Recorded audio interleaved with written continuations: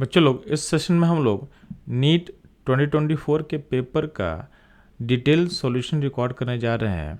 तो देर नहीं करते हैं, हम लोग चलते हैं पेपर के डिटेल एनालिसिस पे।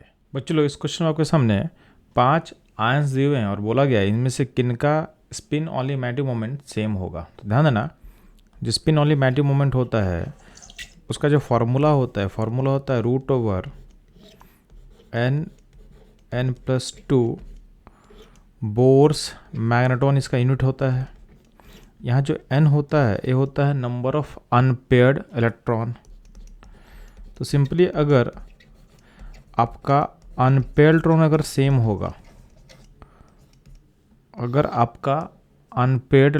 होगा, तो उसका मैटिक मोमेंट भी क्या आएगा, सेम आएगा। तो सिंपली आपको पता करना था कि इन आयन में से किनका अनपेयर्ड इलेक्ट्रॉन सेम आएगा। तो आपको इनका कॉन्फ़िगरेशन लिखने आना चाहिए। तो अगर हम बात करते हैं Ti+3 का, तो इसका जो कॉन्फ़िगरेशन होगा ये होगा आर्गन 3d1, इसका जो अनपेयर्ड इलेक्ट्रॉन होगा ये होगा 1। अगर हम Cr+2 का बात करते हैं, इसका कॉन्फ़िगरेशन होता है आर्गन 3d4 और इसका अनपेयर्ड इलेक्ट्रॉन होगा 4। हम बात करते हैं Mn+2 का, तो इसका जो कॉन्फ़िगरेशन होगा ये होगा आर्गन 3d5 और इसका अनपेयर्ड इलेक्ट्रॉन होगा 5। Fe+2 का जो कॉन्फ़िगरेशन होगा बच्चों ये होता है आर्गन 3d6 और इसका अनपेयर्ड इलेक्ट्रॉन क्या होगा, अनपेयर्ड इलेक्ट्रॉन होगा 4। स्कैनियम जो +3 होता है इसका कॉन्फ़िगरेशन होगा आर्गन और इसका 3d में इलेक्ट्रॉन होगा 0, यानी इसमें अनपेयर्ड इलेक्ट्रॉन क्या होगा, 0 होगा। अब जो अनपेयर्ड इलेक्ट्रॉन है उसको सिंपली आप कैसे पता कर सकते थे, तो अगर आपको पता है कि D जो है, D में कितना ऑर्बिटल्स होते हैं, तो D में आपके पास टोटल 5 ऑर्बिटल होते हैं। तो जब इसको आप फिलअप करते हो 3D को, तो आप पहले इसको सिंगली फिलअप करते हो और उसके बाद पेयरिंग होता है। तो पहले D1 हो गया, D2 हो गया, D3, D4, D5, यानी D1 में अनपेयर्ड 1 होगा, D2 में 2 होगा, D3 में 3 होगा, D4 में 4 होगा, D5 में 5 अनपेयर्ड होगा। D6 के बाद इसमें पेयरिंग होना स्टार्ट होता है। तो D6 में अनपेयर्ड कितना होगा, 4। D7 होता तो क्या होता, अनपेयर्ड होता 3। D8 में 2, D9 में 1 और D10 में 0 अनपेयर्ड होता। तो इस तरीके से आप अनपेयर्ड या पेयर आप निकाल सकते थे। तो ध्यान देंगे, आप देखो कि किस किस आयंस का आपका अनपेयर्ड इलेक्ट्रॉन सेम होगा। तो आप देख रहे हो ऑप्शन जो बी है Cr+2 एंड आपका जो ऑप्शन डी है Fe+2, उनका अनपेयर्ड इलेक्ट्रॉन क्या है, सेम है। तो इनका मैटिक मोमेंट का वैल्यू भी क्या होगा, सेम होगा। तो इस क्वेश्चन का जो करेक्ट आंसर होगा ये होगा ऑप्शन ए।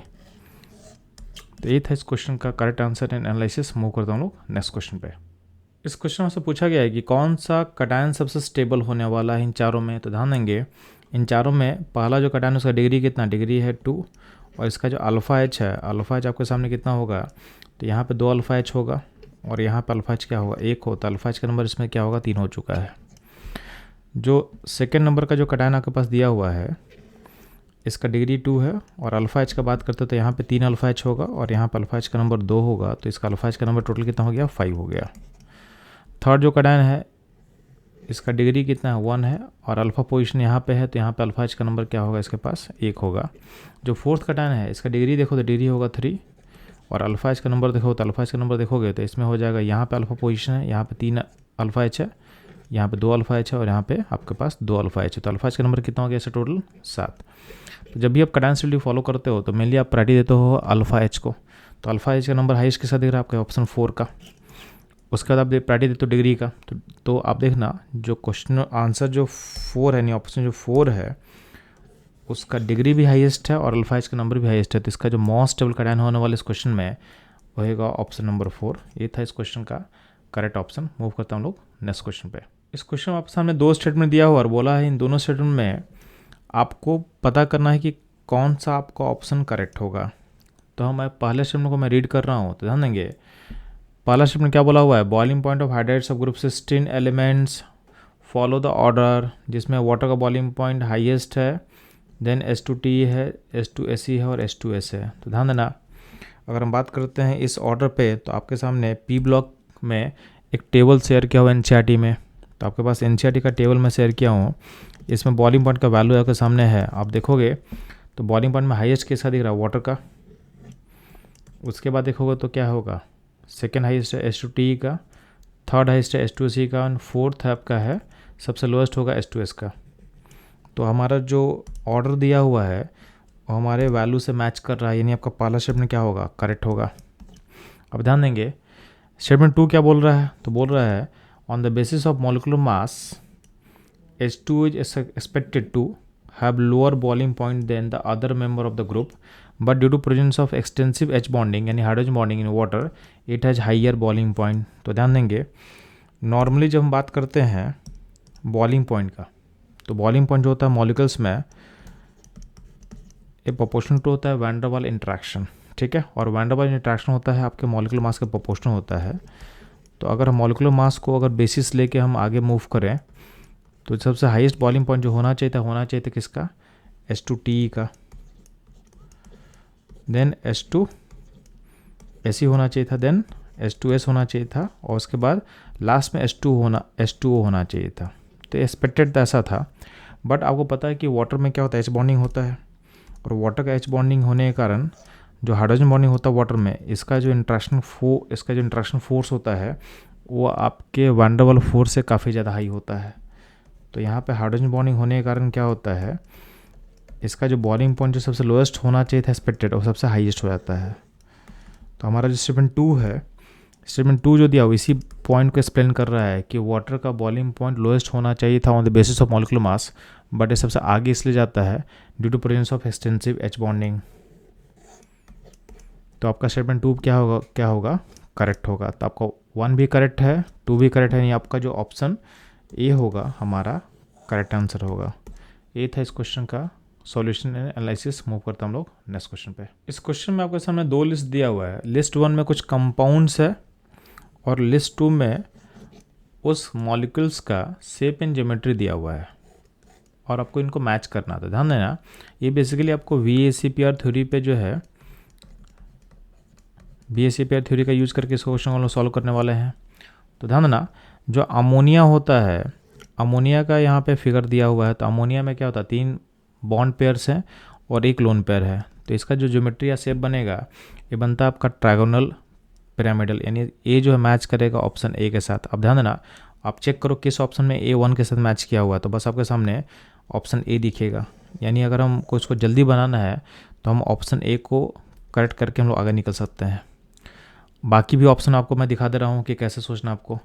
BRF5 जो है, तो BRF5 में ब्रोमीन सेंटर एटम है, इसमें 5 F के साथ बॉन्ड बना हुआ है और 1 लोन पेयर है बॉटम में। तो इसका जो शेप होगा स्क्वायर पिरामिडल होगा, यानी बी जो मैच करेगा F4 के साथ मैच करेगा। HCF4 में सेंटर एटम क्या होता है, जेनन होता है। वहाँ पे 4 फ्लोरीन अटैच है और ऊपर नीचे 2 लोन पेयर होगा। लोन पेयर चूँकि रिपल्सन ज़्यादा करता है तो एक दूसरे से क्या है उसको दूर रखा गया है, यानी 180 एंगल पर रखा गया है। तो जो शेप बनेगा स्क्वायर प्लान NaC का होगा ऑप्शन 2, ठीक है। SF6 जो है, SF6 का जो में सेंटर एटम क्या होगा, सल्फर होगा। तो SF6 का फिगर जो है इसको यहाँ दिखाया गया आपके सामने।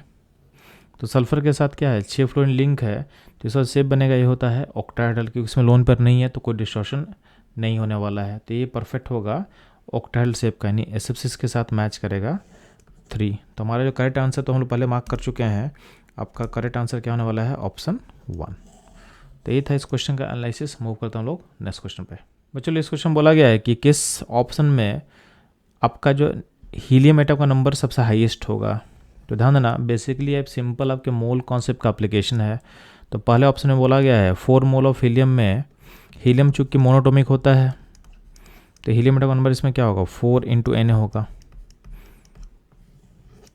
4U ऑफ हीलियम का मतलब क्या होता है, तो आपका एक हीलियम एटम का मास होता है 4U, यानी 4U हीलियम का मतलब होगा इसमें 1 एटम होगा।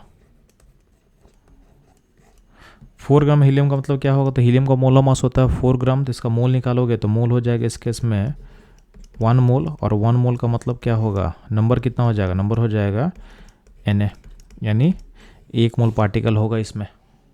जो फोर्थ वाले केस में आपका हीलियम का STP पे वॉल्यूम दिया हुआ है 2.27 लीटर दिया हुआ है। तो ध्यान देना आपका STP कंडीशन पे वॉल्यूम क्या होता है, 1 मोल का होता है 22.7 के आसपास होता है। तो यहाँ पे इसमें से अगर हम मोल निकालते तो मोल कितना हो जाएगा, तो मोल हो जाएगा 2.27 डिवाइडेड बाई 22.7 डिवाइड करो इसको आप, तो मोल हो जाएगा और 1/10। तो 1/10 मोल में पार्टिकल का नंबर कितना होगा, तो 1/10 × Na कर दो। अब बताओ कि किस ऑप्शन का पार्टिकल का नंबर आपको हाईएस्ट दिख रहा है, तो आप देखोगे आपको ऑप्शन 1 में जो पार्टिकल का नंबर हाईएस्ट दिखेगा यानी 4 × Na, तो आपका जो करेक्ट आंसर होने वाला है होगा ऑप्शन नंबर 1। इस ऑप्शन में आपका हीलियम एटम का नंबर क्या होगा, हाईएस्ट होगा। तो ये था इस क्वेश्चन का एनालिसिस। मूव करता हम लोग नेक्स्ट क्वेश्चन पे। बच्चों लोग सामने एक कन्वर्जन दिया हुआ है और बोला है आपको करेक्ट रिएजेंट पता करना है जो इस कन्वर्जन के लिए यूज किया जाएगा। तो ध्यान देंगे आपके सामने एक अल्कीन है और अल्कीन के टर्मिनल पॉइंट पे मेरे को अल्डिहाइड चाहिए। तो सिंपल है, कहीं ना कहीं इसमें अल्कोहल फॉर्मेशन होगा और अल्कोहल आपको राइट पॉइंट पे यहाँ लाना है। तो इस अल्कोहल का एडिशन जो होगा एंटी मार्कोनिक तरीके से होने वाला होगा। तो यहाँ पर जो आप रिएजेंट यूज करोगे, ये यूज करोगे आपका हाइड्रोबोरेशन ऑक्सीडेशन वाला, यानी होगा यहाँ पे BH3H2O2OH- होगा। तो ये 2 जगह पे दिया हुआ है, यहाँ और यहाँ दिया हुआ है। तो इसको आप यूज करते हो तो आपका जो कंपाउंड बनेगा वो ऐसा बन जाएगा, यानी अल्कोहल का एंटी मार्कोनिक ऑफ एडिशन हो गया। तो ये बन गया आपका अल्कोहल। अब इस अल्कोहल को आप कन्वर्ट करना किस में, अल्डिहाइड में। तो अल्डिहाइड में कन्वर्ट करने के लिए हम यूज करेंगे यहाँ पे PCC। तो PCC क्या है, माइल्ड ऑक्सीडाइजिंग एजेंट होता है। तो प्राइमरी अल्कोहल को कहाँ भेजेगा, आपके अल्डिहाइड में, और ये कन्वर्ट हो जाएगा यहाँ पे। ठीक है, तो आपका जो ऑप्शन 2 है हमारे सॉल्यूशन से मैच कर रहा है, तो ऑप्शन 2 क्या होगा, इसका करेक्ट आंसर होगा। थर्ड वाला ऑप्शन में दिक्कत क्या होगा, ये जो KNO4 आप यूज करोगे तो KNO4 करता क्या है, आपके प्राइमरी अल्कोहल को कन्वर्ट कर देगा किसमें, एसिड में। तो हमको तो चाहिए क्या था, हमको चाहिए था अल्डिहाइड, लेकिन ये कन्वर्ट कर देगा एसिड में, इसलिए इस ऑप्शन को हम टिक नहीं करेंगे। ठीक है, तो ये था इस क्वेश्चन का सॉल्यूशन और एनालिसिस। मूव करता हम लोग नेक्स्ट क्वेश्चन पे। बच्चों ऑप्शन में 2 लिस्ट दिया हुआ है। लिस्ट 1 में कुछ प्रोसेस मेंशन किया हुआ है और लिस्ट 2 में उसकी कंडीशन मेंशन किया हुआ है और बोला है कि कौन सा मैच सही होगा। तो पहला जो लिस्ट 1 का जो ए है वो क्या है, आइसोथर्मल प्रोसेस के बारे में बोल रहा है। तो आइसोथर्मल प्रोसेस में होता क्या है, आपका टेम्परेचर क्या होगा, कांस्टेंट होता है, यानी ए मैच करेगा 2 के साथ। अब ध्यान देना किस ऑप्शन में ए 2 के साथ मैच कर रहा है, तो आपके पास बस एक ही ऑप्शन है जहाँ पे ए को 2 के साथ मैच किया गया है। तो हम बाय डिफ़ॉल्ट बोल सकते हैं मेरा आंसर क्या होगा, 4th होगा करेक्ट आंसर। बाकी को भी हम चेक कर सकते हैं। तो बी में दिया हुआ आइसोकोरिक प्रोसेस, इसका मतलब क्या होगा, आपका वॉल्यूम कांस्टेंट होगा, तो बी मैच करना चाहिए 3 के साथ। ठीक है, आइसोबेरिक का मतलब होता है प्रेशर कांस्टेंट, यानी सी आपका मैच करेगा 4 के साथ। और एडिबिलिटी का मतलब होता है कि हीट एक्सचेंज 0 होता है, यानी इसमें नो हीट एक्सचेंज होगा, तो डी मैच करेगा 1 के साथ। तो अल्टीमेटली आपका जो आंसर होने वाला है वो होगा ऑप्शन 4। तो ये थे इस क्वेश्चन का correct answer and analysis. Move करता हूँ नेक्स्ट क्वेश्चन पे। इस क्वेश्चन में आपके सामने 4 अल्कोहल दिया है और बोला है इसमें कौन सा अल्कोहल होगा जो आपके लुकास रिएजेंट के साथ इंस्टेंटेनियसली रिएक्ट करने वाला है। तो ध्यान देंगे लुकास हम यूज करते हैं अल्कोहल का टाइप को पहचानने के लिए। अल्कोहल का type primary, secondary and tertiary हो सकता है।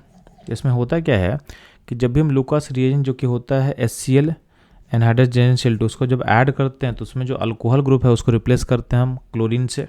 इससे क्या होता है, जो आपका क्लोराइड फॉर्म करता है उसका सॉल्बिलिटी क्या होता है, अल्कोहल में कम होता है, तो सॉल्यूशन से बाहर निकलता है तो हमको क्लाउडनेस दिखता है। ठीक है, इस प्रोसेस में कहीं ना कहीं आपका जो अल्कोहल सिस्टम है उसको हट के यहाँ पे कटायन का फॉर्मेशन होता है। तो जहाँ पे कटायन स्टेबिलिटी ज़्यादा होगा वो जल्दी से इस टेस्ट को देता है। तो ध्यान देंगे प्राइमरी, सेकेंडरी, टर्सरी में प्राइमरी कटायन का स्टेबिलिटी उतना अच्छा नहीं होता है, तो इसके फॉर्मेशन में डिफ़िकल्टी होता है। तो इसमें लुकास टेस्ट जो है काफ़ी टाइम के बाद देता है, या फिर हीटिंग करोगे तब कटायन बनेगा तो टेस्ट को देगा, तो इसमें टाइम लगता है। तो इसमें आपको आपका जो क्लाउडनेस है अपेयर करता है आफ्टर हीटिंग या फिर बहुत टाइम के बाद होगा। जो सेकेंडरी अल्कोहल होता है उसमें कटायन थोड़ा बहुत स्टेबल होता है, तो ये थोड़ा टाइम लगेगा, तो 5 से 10 मिनट का टाइम लगेगा, तो यहाँ पे क्लाउडनेस अपेयर करता है। ठीक है, जो टर्सरी अल्कोहल होता है उसमें आपका कटायन जो बनता है उसका डिग्री चूँकि 3 है, जो कि काफ़ी स्टेबल होता है, तो जैसे आप लुकास रिएजेंट ऐड करोगे कटायन फॉर्म करेगा और उसके बाद तुरंत हैलाइड का फॉर्मेशन होगा, और जो हैलाइड बनेगा वो आपके अल्कोहल में सॉल्युबल नहीं होने के कारण क्या होता है, क्लाउडनेस के फॉर्म में तुरंत दिखेगा। तो इंस्टेंट पे आपका जो टर्सरी अल्कोहल है लुकास को देता है। तो आपको बस सिंपली पता करना था कि इन चारों में कौन सा अल्कोहल टर्सरी होगा। तो आप ध्यान देना आपका जो ऑप्शन 4 है ये टर्सरी अल्कोहल है, तो ये हमारा करेक्ट आंसर होगा। तो ये था इस क्वेश्चन का एनालिसिस। मूव करता हूँ लोग नेक्स्ट क्वेश्चन पे। बच्चों आपके सामने 4 इक्विलिब्रियम का इक्वेशन दिया हुआ और बोला है इसमें कौन सा Kp और Kc इक्वल नहीं होगा। तो ध्यान देंगे Kp इक्वल टू क्या होता है, Kc RT का पावर डेल्टा Ng। तो डेल्टा Ng बेसिकली क्या होता है, तो डेल्टा Ng होता है कि आपके प्रोडक्ट में कितना गैस है, और माइनस रिएक्टेंट में कितना गैस है। तो जब भी डेल्टा एन जी का वैल्यू 0 होगा उस केस में क्या होगा, के पी और के सी क्या होगा, इक्वल होगा। तो क्वेश्चन बोला गया है किस केस में के पी और के सी इक्वल नहीं होगा, तो सिंपली है जहाँ पे delta n g non zero होगा, यानी गैसियस मोल का डिफरेंस नॉन जीरो होगा, वही मेरा आंसर होगा। पहले वाले में देखना आपके राइट में 2 गैस है और लेफ्ट में क्या है, लेफ्ट में 1 गैस है, तो यहाँ पे डेल्टा एन जी का वैल्यू 1 होगा। सेकंड वाले केस में ध्यान देना यहाँ पे 2 है और यहाँ भी 2 है, तो इसका 0 हो जाएगा डेल्टा एन जी। थर्ड वाले में यहाँ पे 2 गैस है राइट में और लेफ्ट में भी क्या 2 गैस है, तो यहाँ भी डेल्टा एन जी का वैल्यू क्या 0 हो जाएगा। फोर्थ वाले केस में राइट में 2 गैस है, लेफ्ट में भी 2 गैस है, यहाँ भी क्या होगा 0 हो जाएगा। तो डेल्टा एन जी का वैल्यू नॉन जीरो केस में है, तो आपके ऑप्शन 1 में, तो इसी केस में आपका के पी और के सी इक्वल नहीं होने वाला है, यानी इस क्वेश्चन का जो करेक्ट आंसर होगा ये होगा ऑप्शन 1। तो बच्चों ये था इस क्वेश्चन का concept, analysis and solution. Move करते हैं हम लोग नेक्स्ट क्वेश्चन पे। इस क्वेश्चन में आपके सामने 2 लिस्ट दिया हुआ है। पहले वाले लिस्ट में आपके सामने दिया हुआ है क्वांटम नंबर्स और सेकेंड लिस्ट में एक क्वांटम नंबर्स किस इन्फॉर्मेशन को रिप्रेजेंट करता है उसके बारे में बताया हुआ है और बोला है कौन सा मैच आपका करेक्ट होगा। तो ध्यान देना जो पहला क्वांटम नंबर मेंशन किया है बेसिकली इसको बोलते हैं लोग मैग्नेटिक क्वांटम नंबर, और ये रिप्रेजेंट करता है आपके orientation of orbital in space. जो डिजेनरेट ऑर्बिटल्स होते हैं, जो डिजेनरेट मतलब जिनका इक्वल एनर्जी होगा, उनका ओरिएंटेशन स्पेस में क्या होगा ये बताता है। यानी आपका जो ए मैच करेगा थर्ड के साथ। अब ए का थर्ड 2 जगह दिया हुआ 3 और 2 में। अगर बात करते हैं बी का, तो बी में दिया हुआ है जो क्वांटम नंबर इसको बोलते हैं हम लोग स्पिन क्वांटम नंबर। तो ये आपको बताता है orientation off spin off electrons, यानी बी मैच करेगा 4 के साथ, तो बी का 4 2 जगह दिया हुआ है।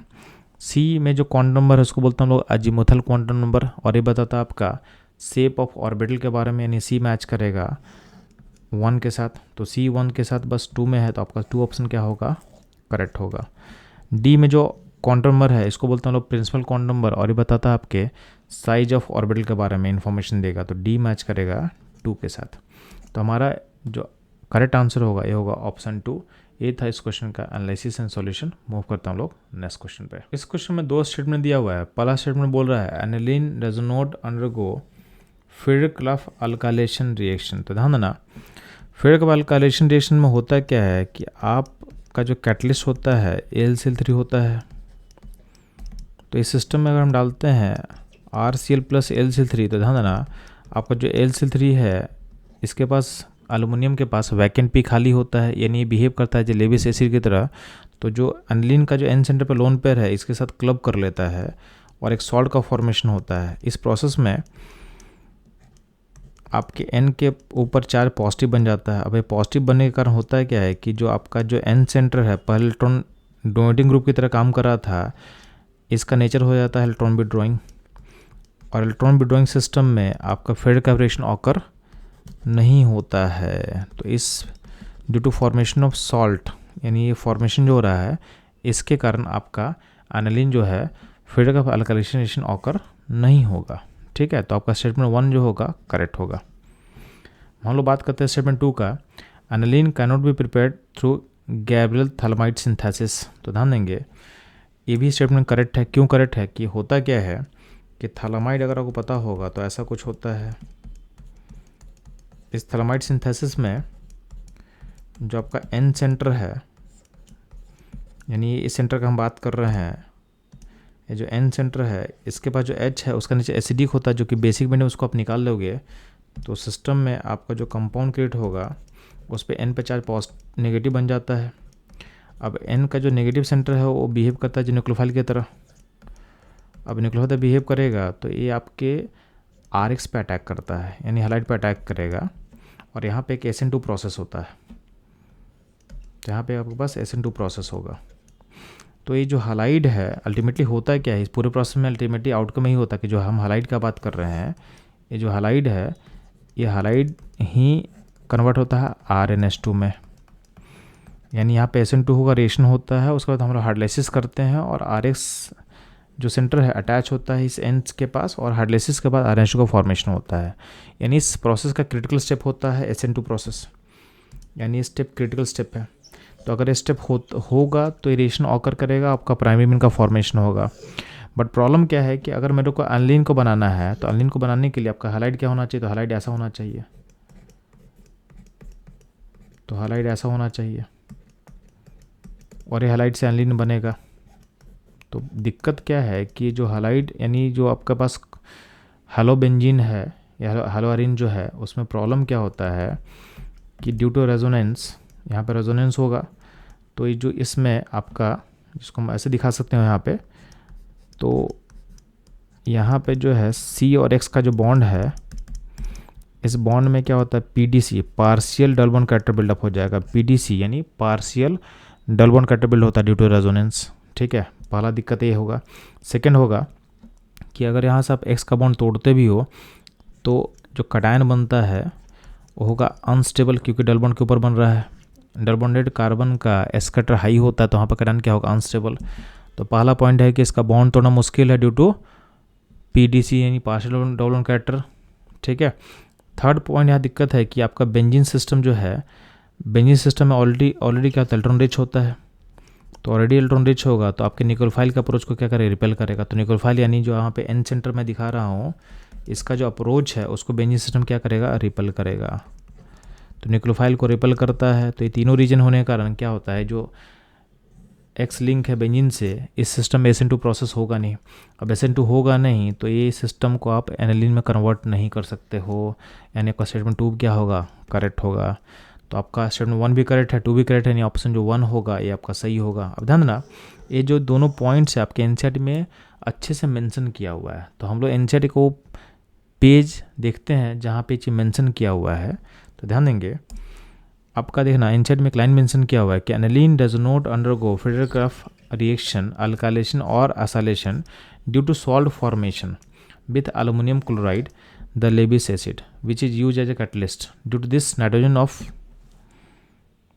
एन सेंटर, यानी जो यहाँ पे दिखा रहे थे, ये पॉजिटिव चार्ज गेन करेगा तो यहाँ पे रिएक्शन ऑकर नहीं करता है, क्योंकि नाइट्रोजन का नेचर कन्वर्ट हो जाता है इलेक्ट्रॉन विड्रॉइंग में। और जब भी इलेक्ट्रॉन विड्रॉइंग सिस्टम हो जाता है तो उस केस में आपका फ्रेडरक्राफ्ट रिएक्शन ऑकर नहीं करता है। तो जो हम लोग यहाँ पे आपको फिगर के फॉर्म में समझा रहे हैं, NCERT में लाइन के फॉर्म में लिखा हुआ है। जो 2 है, सेकेंड स्टेटमेंट दिया हुआ है, उसका देखना NCERT में ऐसा लिखा हुआ है, किंग गैब्रियल सिंथेसिस जहाँ पे आपका पढ़ते हो वहाँ पे ध्यान देना, वहाँ पे ऐसा लिखा हुआ है देखना। तो aromatic primary amines can not be prepared by this method, क्योंकि इसमें क्या होता है, aryl halide do not undergo nucleophilic substitution with अनायन form by the phthalimide. तो जो हम लोग यहाँ पे आपको समझा रहे थे प्रोसेस, वहाँ पे NCERT में लाइन के फॉर्म में लिखा हुआ है। तो बेसिकली क्या होता है कि NCERT की लाइन को आपको समझना पड़ेगा कि लाइन्स क्या बोल रहा है। तो NCERT में काफ़ी कुछ लाइन्स के फॉर्म में लिखा हुआ है, उसको स्ट्रक्चर और रिएक्शन के फॉर्म में आपको इम्प्लीमेंट करना पड़ेगा। तो आप इस तरह क्वेश्चन को ईजिली टैकल कर सकते हो। तो ये था इस क्वेश्चन का करेक्ट आंसर एनालिसिस। मूव करते हैं हम लोग नेक्स्ट क्वेश्चन पे। इस क्वेश्चन में अगर हमने 4 कंपाउंड दिया और बोला है किस में इंट्रामोलिकुलर एच बॉन्डिंग प्रेजेंट होगा। तो ध्यान देना, आपका जो ऑर्थो नाइट्रोफिनॉल होता है उसमें इंट्रामोलिकुलर एच बॉन्डिंग प्रेजेंट होता है। आपके NCERT में चीज़ दिया हुआ है, तो आप देखना यहाँ पे उसका फिगर मैं ड्रॉ कर रहा हूँ आपके सामने। तो ऑर्थो नाइट्रोफिनॉल में आपका इंट्रामोलिकुलर एच बॉन्डिंग होता है। अगर बात करते हैं पारा वाले में, तो पारा नाइट्रोफिनॉल में आपका इंटरमोलिकुलर होता है, ठीक है। तो इस क्वेश्चन का जो करेक्ट आंसर होगा ये होगा ऑप्शन 1।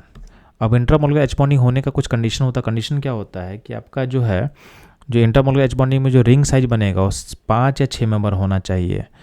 तो 5 या 6 मेंबर रिंग का जो साइज बनेगा वो बस पॉसिबल केस में है आपके ऑर्थो वाले में, इसलिए फेवर करता है। बाकी वाले केस में जो रिंग साइज जो दिया हुआ है वो ज़्यादा बड़ा हो जाएगा, जो कि फिजिबल नहीं है। इसलिए उन दोनों केसेस में, 2 और 3 में इंट्रामोलिकुलर पॉसिबल क्यों नहीं है, क्योंकि उस केस में आपका जो रिंग का साइज बनेगा वो बड़ा हो जाएगा, और लार्जर रिंग क्या होता है, अनस्टेबल होता है, फॉर्म नहीं करेगा।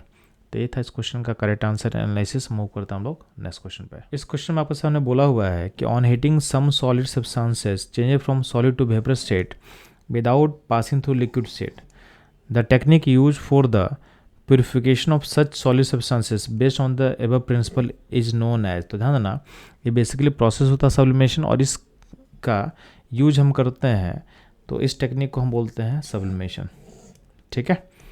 तो आपका जो करेक्ट आंसर होगा ये होगा ऑप्शन तो बहुत इजी क्वेश्चन था, आपके एनसीईआरटी में डायरेक्ट पॉइंट लिखा हुआ है प्यूरिफिकेशन ऑफ ऑर्गेनिक कंपाउंड्स वाले पोर्शन में। तो हम मूव करते हैं चलो नेक्स्ट क्वेश्चन के एनालिसिस पे। इस क्वेश्चन में आपके सामने 4 प्रोसेस दिया है और बोला है किन किन प्रोसेस में आपका एंट्रोपी बढ़ रहा है। तो ध्यान देना, एंट्रोपी का मतलब होता है फ्रीडम, डिसऑर्डर, कहाँ पे गैसेस पार्टिकल ज़्यादा हो रहा पता कर लो, ठीक है, कहाँ पे एनर्जी हाई हो रहा। तो एंट्रोपी का ये कुछ सिनोनिम्स है, तो जहाँ भी आपको ये सब टर्म ज़्यादा बड़ा दिखेगा वहाँ पे आपका एंट्रोपी इंक्रीज करेगा। तो ध्यान देना, पहला जो ऑप्शन दिया हुआ है लिक्विड को हम कन्वर्ट करें वेपर में, तो लिक्विड से वेपर स्टेट में क्या होता है, सिस्टम ज़्यादा रैंडम होता है, वहाँ मूवमेंट क्या होगा, ज़्यादा होगा, तो यहाँ पे आपका एंट्रोपी क्या होगा, इंक्रीज करेगा। तो आपका ए सही होगा, ठीक है। नेक्स्ट ऑप्शन जो बी दिया उसमें क्या बोला हुआ है, the temperature of A crystalline solid lower from 130 to 0 kelvin. तो टेम्परेचर जब घटाते हो तो मॉलिक्यूलर मोशन क्या होता है, ख़त्म होता है। इनफैक्ट क्रिस्टलाइन सॉलिड का 0 केल्विन पे उसका जो मोशन है सीज कर जाता है। तो बेसिकली इस प्रोसेस में आपका क्या होगा, जब उसका मोशन सीज करेगा यानी मोशन डिक्रीज करेगा तो एंट्रोपी क्या होगा, डिक्रीज करेगा, यानी बी में क्या होगा, डिक्रीज करेगा। सी वाला ऑप्शन में आप एक सोडियम बाइकार्बोनेट को हीट कर रहे हो, तो यहाँ पे सिस्टम सॉलिड स्टेट में है, राइट में सिस्टम में गैस का फॉर्मेशन हो रहा है। तो लेफ्ट साइड में सिस्टम में सिर्फ सॉलिड है, राइट में क्या है, सॉलिड प्लस गैसेस मिक्सचर बन रहा है। तो गैसेस क्रिएट होगा तो क्या होगा, एंट्रोपी क्या होगा, इंक्रीज करेगा।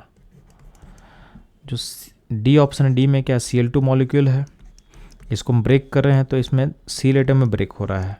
तो अल्टीमेटली गैसेस पार्टिकल का नंबर क्या हो रहा है, बढ़ रहा है, क्योंकि लेफ्ट में आपके पास एक ही गैस पार्टिकल है यानी Cl2 मॉलिक्यूल है, और राइट में 2 Cl एटम बन रहा है। तो अल्टीमेटली आपके पार्टिकल का नंबर इंक्रीज करेगा, गैसेस पार्टिकल बढ़ेगा तो क्या होगा, एंट्रोपी क्या होगा, इंक्रीज करेगा।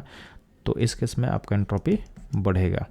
तो इस क्वेश्चन का जो करेक्ट कौन कौन सा करेक्ट होगा जहाँ एंट्रोपी बढ़ेगा, तो ऑप्शन ए में एंट्रोपी बढ़ेगा, सी में बढ़ेगा और डी में बढ़ेगा। तो हमारा कौन सा आंसर करेक्ट होगा, तो ऑप्शन जो थर्ड होगा हमारा करेक्ट आंसर होगा, यानी ए सी डी वाले प्रोसेस में आपका एंट्रोपी इन्हांस होने वाला है। तो ये था इस क्वेश्चन का आंसर एनालिसिस। मूव करता हूँ हम लोग नेक्स्ट क्वेश्चन पे। चलो आपसे बोला गया है कि ग्रुप 16 के एलिमेंट्स में कौन सा एलिमेंट होगा जो -2 ऑक्सीडेशन स्टेट को शो नहीं करता। तो ध्यान देना, जब भी आप डाउन द ग्रुप मूव करते हो तो उसमें क्या होगा, तो उसमें होता क्या है, डाउन द ग्रुप मूवमेंट करने से आपका मेटालिक कैरेक्टर बढ़ता है और नॉन मेटालिक कैरेक्टर क्या होता है, घटता है, ठीक है।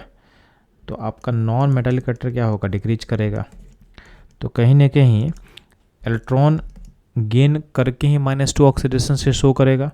तो इलेक्ट्रॉन गेन करने टेंडेंसी डाउन द ग्रुप में क्या घट रहा है, तो सबसे लिस्ट कौन शो करेगा इलेक्ट्रॉन गेन करने टेंडेंसी, तो जो पीओ है यानी पोलोनियम है सबसे लिस्ट शो करेगा, यानी पीओ जो है आपके -2 ऑक्सीडेशन को शो नहीं करेगा। तो सिंपल आपका लॉजिक बेस्ड क्वेश्चन था, ये क्वेश्चन आपसे इजीली सही होना चाहिए था। तो ये था इस क्वेश्चन का करेक्ट आंसर। मूव करता हूँ लोग नेक्स्ट क्वेश्चन पे। बच्चों इस क्वेश्चन में आपके सामने लिस्ट 1 में कुछ कन्वर्जन मेंशन किया हुआ है और लिस्ट 2 में उस कन्वर्जन के लिए आपका कितना फैराडे रिक्वायर्ड होगा मेंशन किया हुआ है। तो बेसिकली ये क्वेश्चन आपके इलेक्ट्रोलाइसिस टॉपिक से लिया हुआ है, या इसको बोल सकते हो कि ये टॉपिक आपके इलेक्ट्रोकेमिस्ट्री के फैराडे लॉ से लिया हुआ है। तो ध्यान देंगे, जो आपका लिस्ट 1 का जो ए आपका जो प्रोसेस है उसमें बोला हुआ है कि आप 1 मोल H2O कन्वर्ट कर रहे हो O2 में। तो H2O में O का ऑक्सीडेशन स्टेट क्या होता है, -2 होता है, और O2 में O का ऑक्सीडेशन स्टेट होता है 0। तो इस प्रोसेस में कहीं ना कहीं 2 इलेक्ट्रॉन का लॉस हो रहा है। तो एक O एटम अगर -2 से 0 में कन्वर्ट होगा तो आपका 2 इलेक्ट्रॉन का लॉस होता है। और यहाँ पे मेंशन क्या हुआ, 1 मोल H2O। तो 1 मोल H2O में आपका O का कितना एटम होगा, तो O एटम होगा 1 मोल। तो एक O एटम में 2 इलेक्ट्रॉन का लॉस होगा, तो 1 मोल O एटम में लॉस कितना होगा, 2 मोल इलेक्ट्रॉन का। तो 2 मोल इलेक्ट्रॉन का जो वैल्यू होता है चार्ज का होता है 2 फैराडे, क्योंकि पता है कि 1 मोल इलेक्ट्रॉन का चार्ज होता है 1 फैराडे, तो 2 मोल इलेक्ट्रॉन का चार्ज क्या होगा, 2 फैराडे। तो आपका जो ए है ये प्रोसेस मैच करेगा आपके सेकेंड के साथ, इन लिस्ट 2 का जो सेकेंड है उसके साथ इन 2 फैराडे से मैच करवा देना है इसको आपको। तो ए का 2 है, ठीक है। जो बी लिस्ट 1 का जो बी है उसमें प्रोसेस मेंशन किया हुआ है MnO4- को आप चेंज करो Mn+2 में। तो ध्यान देना, MnO4- में Mn का ऑक्सीडेशन स्टेट क्या होगा, +7, उसको भेजा है +2 में। इस प्रोसेस में 5 इलेक्ट्रॉन का गेन होगा। तो एक पार्टिकल में 5 इलेक्ट्रॉन का गेन होगा, तो आपके पास इसका दिया हुआ है 1 मोल। तो 1 मोल में गेन कितने का होगा, 5 मोल इलेक्ट्रॉन का। तो 5 मोल इलेक्ट्रॉन का मतलब क्या होगा, चार्ज का वैल्यू हो जाएगा 5 फैराडे। तो बी जो है बी मैच करेगा फोर्थ के साथ, लिस्ट 2 का फोर्थ से मैच करेगा। तो ए का 2 बी का 4, ए का 2 बी का 4, बस आपके फर्स्ट यानी वन ऑप्शन नंबर 1 में दिया हुआ है। तो आपका जो ऑप्शन 1 क्या होगा इस क्वेश्चन का करेक्ट आंसर होगा। नेक्स्ट ध्यान देना, आपका सी जो है, सी में इंफॉर्मेशन दिया हुआ है 1.5 मोल ऑफ कैल्शियम। तो ध्यान देना, कैल्शियम बेसिकली निकलता है कैल्शियम +2 से। तो कैल्शियम +2 से कैल्शियम निकालने के लिए आपको 2 इलेक्ट्रॉन डालना पड़ता है। तो कैल्शियम का एक पार्टिकल के लिए 2 इलेक्ट्रॉन चाहिए। तो कैल्शियम का अगर 1 मोल होगा तो इलेक्ट्रॉन का वैल्यू कितना होगा, 2 मोल होगा। तो कैल्शियम का अगर 1.5 मोल चाहिए आपको, तो उसका इलेक्ट्रॉन कितना देना पड़ेगा आपको, 3 मोल इलेक्ट्रॉन देना पड़ेगा। और 3 मोल इलेक्ट्रॉन का चार्ज क्या होता है बच्चे लोग, ये होता है 3 फैराडे। तो जो सी है, सी मैच करेगा 1 के साथ। ठीक है, आपका जो डी होगा 1 मोल FeO को कन्वर्ट करना मेरे को Fe2O3 में। तो इसमें बेसिकली आप क्या कर रहे हो, आयरन जो है FeO में आयरन का ऑक्सीडेशन स्टेट होता है +2। इस +2 को हम भेज रहे हैं कहाँ पे, +3 में। इस +2 को भेज रहे हैं हम लोग कहाँ पे, +3 में। ठीक, तो इस प्रोसेस में आपका 1 इलेक्ट्रॉन का लॉस होने वाला है।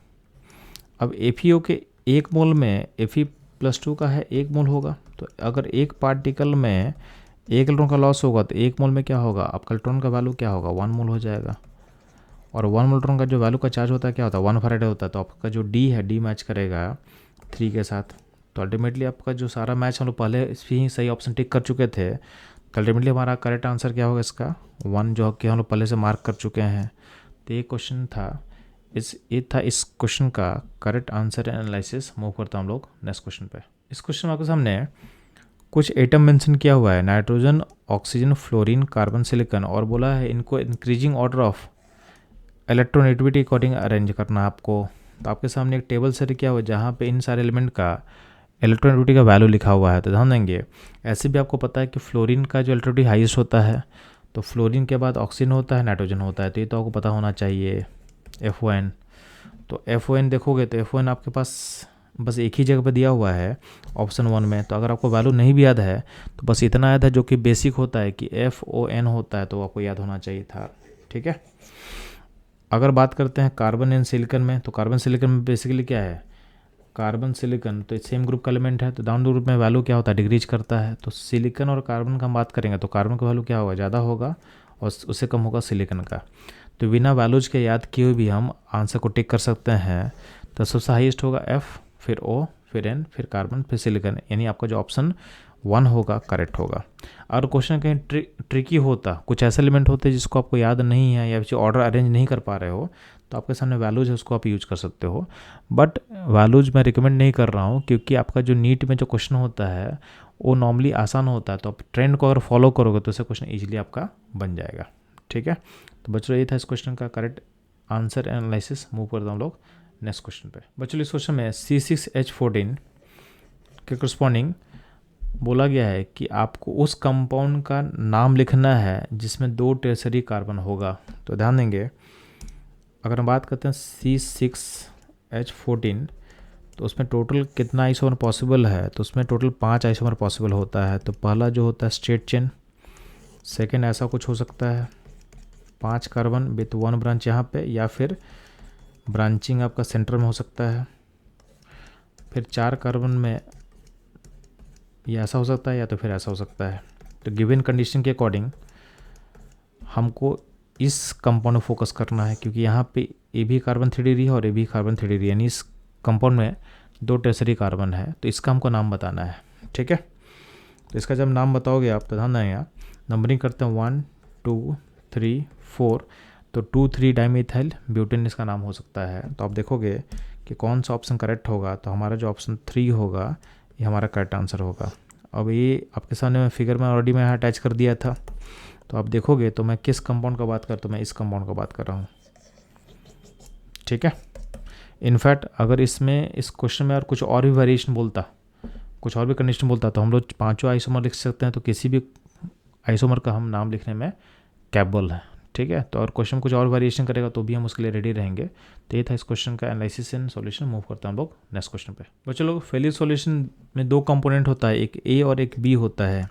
जो ए होता है ये होता है कॉपर सल्फेट का एक्वस सॉल्यूशन, और जो बी होता है पोटेशियम सोडियम टार्टरेट सॉल्यूशन होता है। तो आपसे बोला गया कि फेलिंग सॉल्यूशन ए क्या होता है, तो ए बेसिकली क्या होता है कॉपर सल्फेट का एक्वस सॉल्यूशन। तो आपका जो ऑप्शन 1 होगा ये होगा करेक्ट।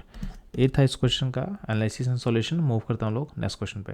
बच्चों इस क्वेश्चन में आपसे बोला गया है कि एक्टिवेशन एनर्जी किसी भी केमिकल रिएक्शन का पता करने के लिए आपको क्या क्या वैल्यू पता होना चाहिए। तो ध्यान देना, हम लोग को कोई रिलेशन पता है log K2/K1 इक्वल टू क्या होता है EA 2.303 R 1/T1 minus 1/T2। अब इस रिलेशन में ध्यान देना, आपके सामने T1 टेम्परेचर है, उस पर वैल्यू K1 होता है, और T2 पे क्या होता है K2 होता है। और यहाँ पे आपका जो R है ये आपका गैस कांस्टेंट है जिसका वैल्यू मुझे पता होता है, और यहाँ पे अननोन क्या है ये एक्टिवेशन एनर्जी है। तो अगर मेरे को T1 K1 T2 K2 पता अगर होगा तो बाकी सारा चीज़ हमको नोन है। तो यहाँ से आप क्या कर सकते हो एक्टिवेशन एनर्जी आप निकाल सकते हो। यानी आपको बेसिकली क्या पता होना चाहिए था, आपको रेट कांस्टेंट यानी जो K का वैल्यू है दो डिफरेंट टेम्परेचर पर अगर आपको पता होगा तो उस केस में आप एक्टिवेशन एनर्जी किसी भी केमिकल रिएक्शन का इजीली आप निकाल सकते हो। तो इस क्वेश्चन का जो करेक्ट आंसर होगा ये होगा ऑप्शन 4। तो बच्चों लोग मूव करते हैं हम लोग नेक्स्ट क्वेश्चन पे। बच्चों लोग इस क्वेश्चन में बोला गया कि कौन सा plot lawn K versus 1/T क्या होगा करेक्ट होगा। तो ध्यान देना, आपका जो रहने से इक्वेशन होता है क्या होता है K इक्वल टू ए ई का पावर माइनस EA/T होता है। अब दोनों साइड अगर आप लॉन लेते हो तो लॉन K इक्वल टू क्या होगा लॉन A माइनस EA/T होगा। इसको आप अरेंज कर लो तो लॉन K माइनस EA/R को आप लिख लो अलग से और 1/T कर लो प्लस लॉन A कर लो। जिसमें ध्यान देना, आपको जो ग्राफ प्लॉट करना है वो प्लॉट करना है लॉन K वर्सेस 1/T। तो आपका ये y की तरह है और ये आपका x की तरह है। तो माइनस EA जो R है ये आपका क्या हो जाएगा, ये हो जाएगा स्लोप यानी m, और लॉन A हो जाएगा आपका इंटरसेप्ट। तो आपका जो स्लोप है नेगेटिव होगा क्योंकि R और EA दोनों क्या होता है पॉजिटिव क्वांटिटी होता है। गैस कांस्टेंट R और EA मतलब एक्टिवेशन एनर्जी दोनों पॉजिटिव होता है, तो माइनस साइन बाहर लगा होता है, चाहे चीज़ क्या होगा नेगेटिव होगा। यानी आपके ग्राफ का जो है लॉन K वर्सेस 1/T का जो ग्राफ का स्लोप होगा नेगेटिव होगा। तो स्लोप नेगेटिव बस एक ही जगह दिया हो कहाँ पे ऑप्शन 4 में। तो 4th नंबर जो होगा इसका करेक्ट आंसर होगा। बाकी हर केस में स्लोप क्या पॉजिटिव है तो उसको आप हटा सकते हो। तो ये था इस क्वेश्चन का एनालिसिस। मूव करता हूँ लोग नेक्स्ट क्वेश्चन पे। इस क्वेश्चन में आपके सामने लिस्ट 1 में कुछ रिएक्शन मेंशन किया हुआ है, और इस रिएक्शन को कैरी आउट करने के लिए जो आपको रिएजेंट या कंडीशन चाहिए लिस्ट 2 में मेंशन किया हुआ है, और दोनों को आपको मैच करना है। ध्यान देना, जो पहला लिस्ट में जो ए दिया हुआ है, ए में आपके इस कंपाउंड को यहाँ ब्रेक करो तो बेसिकली इसमें क्या होगा, ये अल्किन का जब आप ओजोनाइसिस करते हो तो ये आप अचीव कर लोगे। तो ओजोनाइसिस का रिएजेंट क्या होगा, ये होगा 4th वाला। यानी ऑप्शन लिस्ट 1 का जो ए है मैच करेगा लिस्ट 2 के 4th से।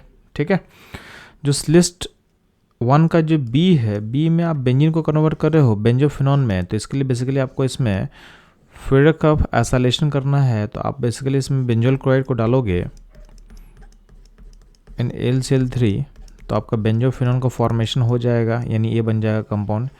तो लिस्ट 1 का जो बी है लिस्ट 2 के 1 के साथ मैच करेगा। तो लिस्ट 1 का लिस्ट 2 से 4 के साथ मैच होगा, और बी जो है बी मैच करेगा आपके 1 के साथ। तो ए का 4 बी का 1 देखोगे तो किस ऑप्शन में मिलेगा आपको, तो ए 4 से बी 1 से मैच कर रहा है ऑप्शन 1 में एंड आपके 3 में। अगर बात करते हैं सी में बेसिकली आपके पास आपका साइक्लोहेक्सानॉल है, उसको आप कन्वर्ट कर रहे हो बेसिकली साइक्लोहेक्सानॉन में। तो बेसिकली यहाँ पे काम क्या आएगा CrO3। तो यहाँ जो ऑक्सीडेशन होगा इसमें CrO3 का भी यूज करोगे, तो सी मैच करेगा 2 के साथ। तो सी का जो 2 है तो आपका जो करेक्ट आंसर होगा ऑप्शन 3। तो ए का 4 बी का 1 सी का 2। डी में जो है, डी में आपके पास इथाइल बेंजीन है, इसमें इथाइल को कन्वर्ट करना है COH में। तो बेसिकली इसका हम यूज करेंगे ऑक्सीडाइजिंग एजेंट KMnO4। तो बेसिक मीडियम जो रहेगा तो इसमें आपका जो एसिड कन्वर्ट होगा वो सॉल्ट में कन्वर्टेड रहेगा। तो डी का मैच होगा 3 के साथ। तो हम लोग ऑलरेडी अपने सॉल्यूशन को मार्क कर चुके हैं, तो थर्ड ऑप्शन हमारा करेक्ट होगा। तो ये था इस क्वेश्चन का एनालिसिस एंड सॉल्यूशन। मूव करता हूँ हम लोग नेक्स्ट क्वेश्चन पे। आपके सामने कुछ हाइलाइट्स मेंशन किया हुआ और बोला है इसमें कौन सा एस्टिमेशन में सबसे फास्ट मूव करेगा। तो ध्यान देंगे, आप ध्यान देना, हाइलाइट्स के बाद जो कड़ान बनेगा, कड़ान में बना दे रहा हूँ, कड़ान यहाँ बनेगा, इसमें कड़ान यहाँ फॉर्म करेगा, यहाँ पे कड़ान यहाँ बनने वाला है, और यहाँ पे कड़ान यहाँ बनेगा जब हाइलाइट को आप रिप्लेस करोगे। तो जिस केस में कड़ान सबसे ज़्यादा स्टेबल होगा वो रेट में सबसे फास्ट पार्टिसिपेट करने वाला है। तो सबसे स्टेबल कड़ान कौन होगा इसमें, तो इसमें सबसे फोर्थ नंबर जो है उसमें कड़ान में रेजोनेंस है,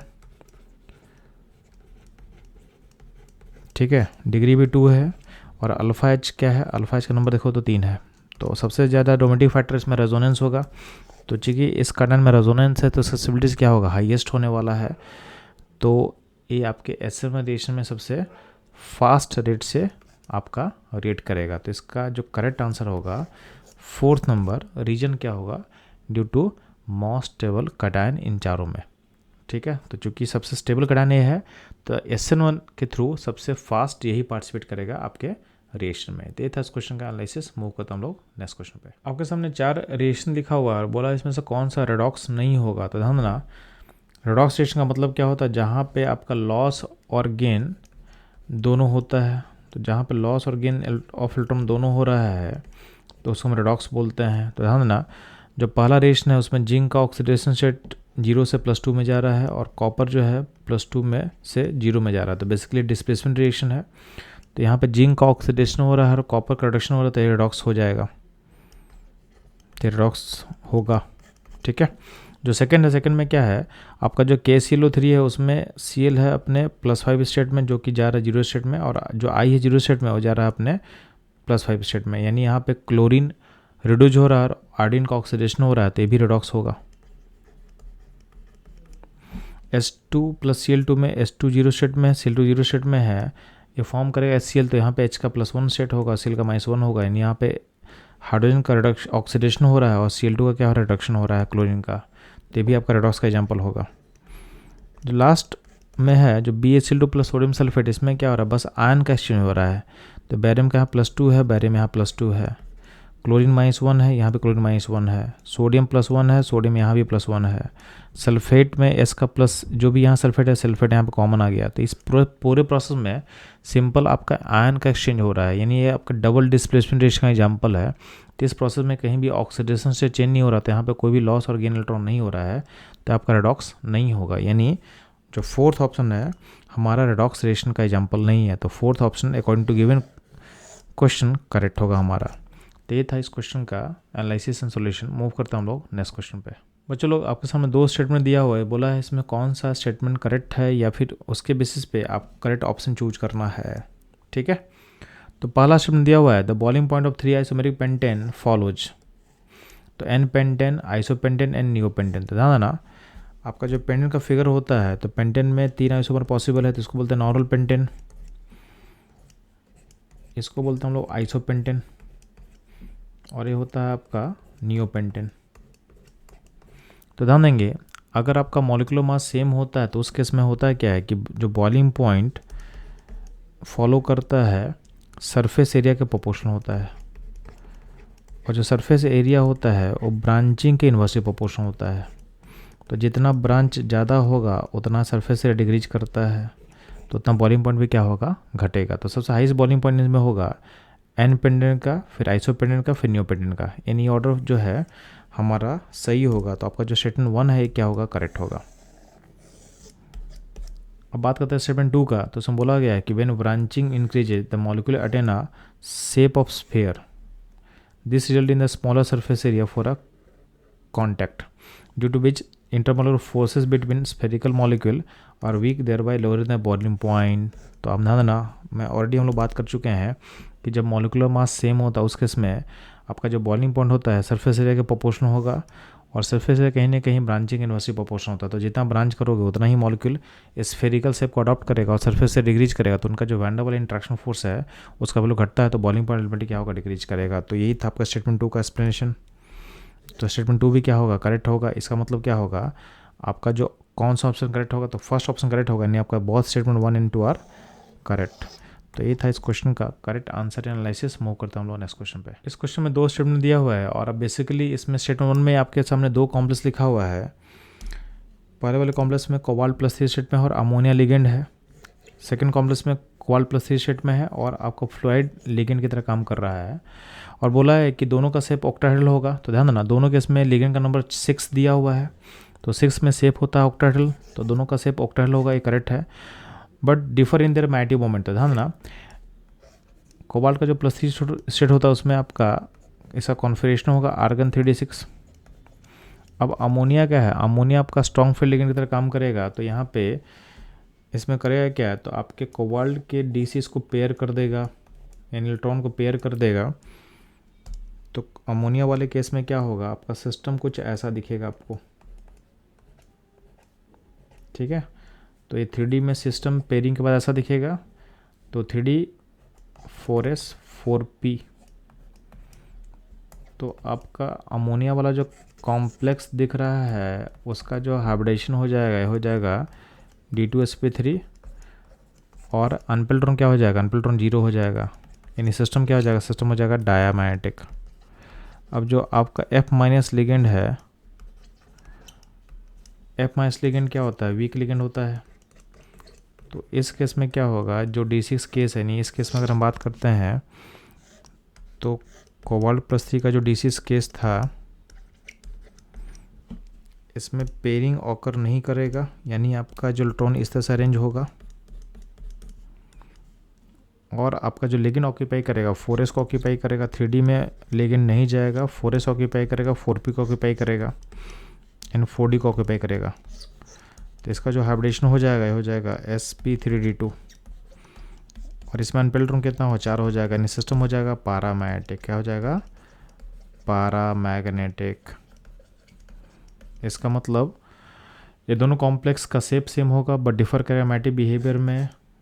तो यानी आपका स्टेटमेंट 1 क्या होगा, करेक्ट होगा। स्टेटमेंट 2 का बात करते हैं तो CONH3 6+3 यानी अमोनिया के साथ जो कॉम्प्लेक्स है उसका नीचे डायमेटिक हो, जो कि करेक्ट है, मैं बता चुका already.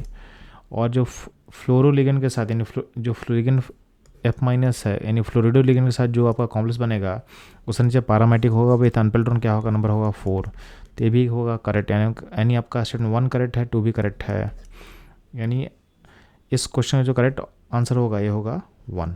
Both statement 1 and 2 are correct. ये था इस क्वेश्चन का एनालिसिस एंड सॉल्यूशन। मूव करता हूँ नेक्स्ट क्वेश्चन पे। इस क्वेश्चन में आपके सामने 2 लिस्ट दिया हुआ है। लिस्ट 1 में आपके पास कुछ मॉलिक्यूल्स मेंशन किया हुआ है और लिस्ट 2 में बताया गया है कि उस मॉलिक्यूल में कार्बन कार्बन के बीच में बॉन्ड टाइप कैसा होगा। तो ध्यान देना, लिस्ट 1 का जो ए है उसमें इथेन है, इथेन में कार्बन कार्बन में क्या होता है, सिंगल बॉन्ड होता है, तो यानी इसका बॉन्ड का नेचर होगा सिग्मा, यानी ए मैच करेगा लिस्ट 2 के 3 के साथ, यानी 1 सिग्मा बॉन्ड होगा।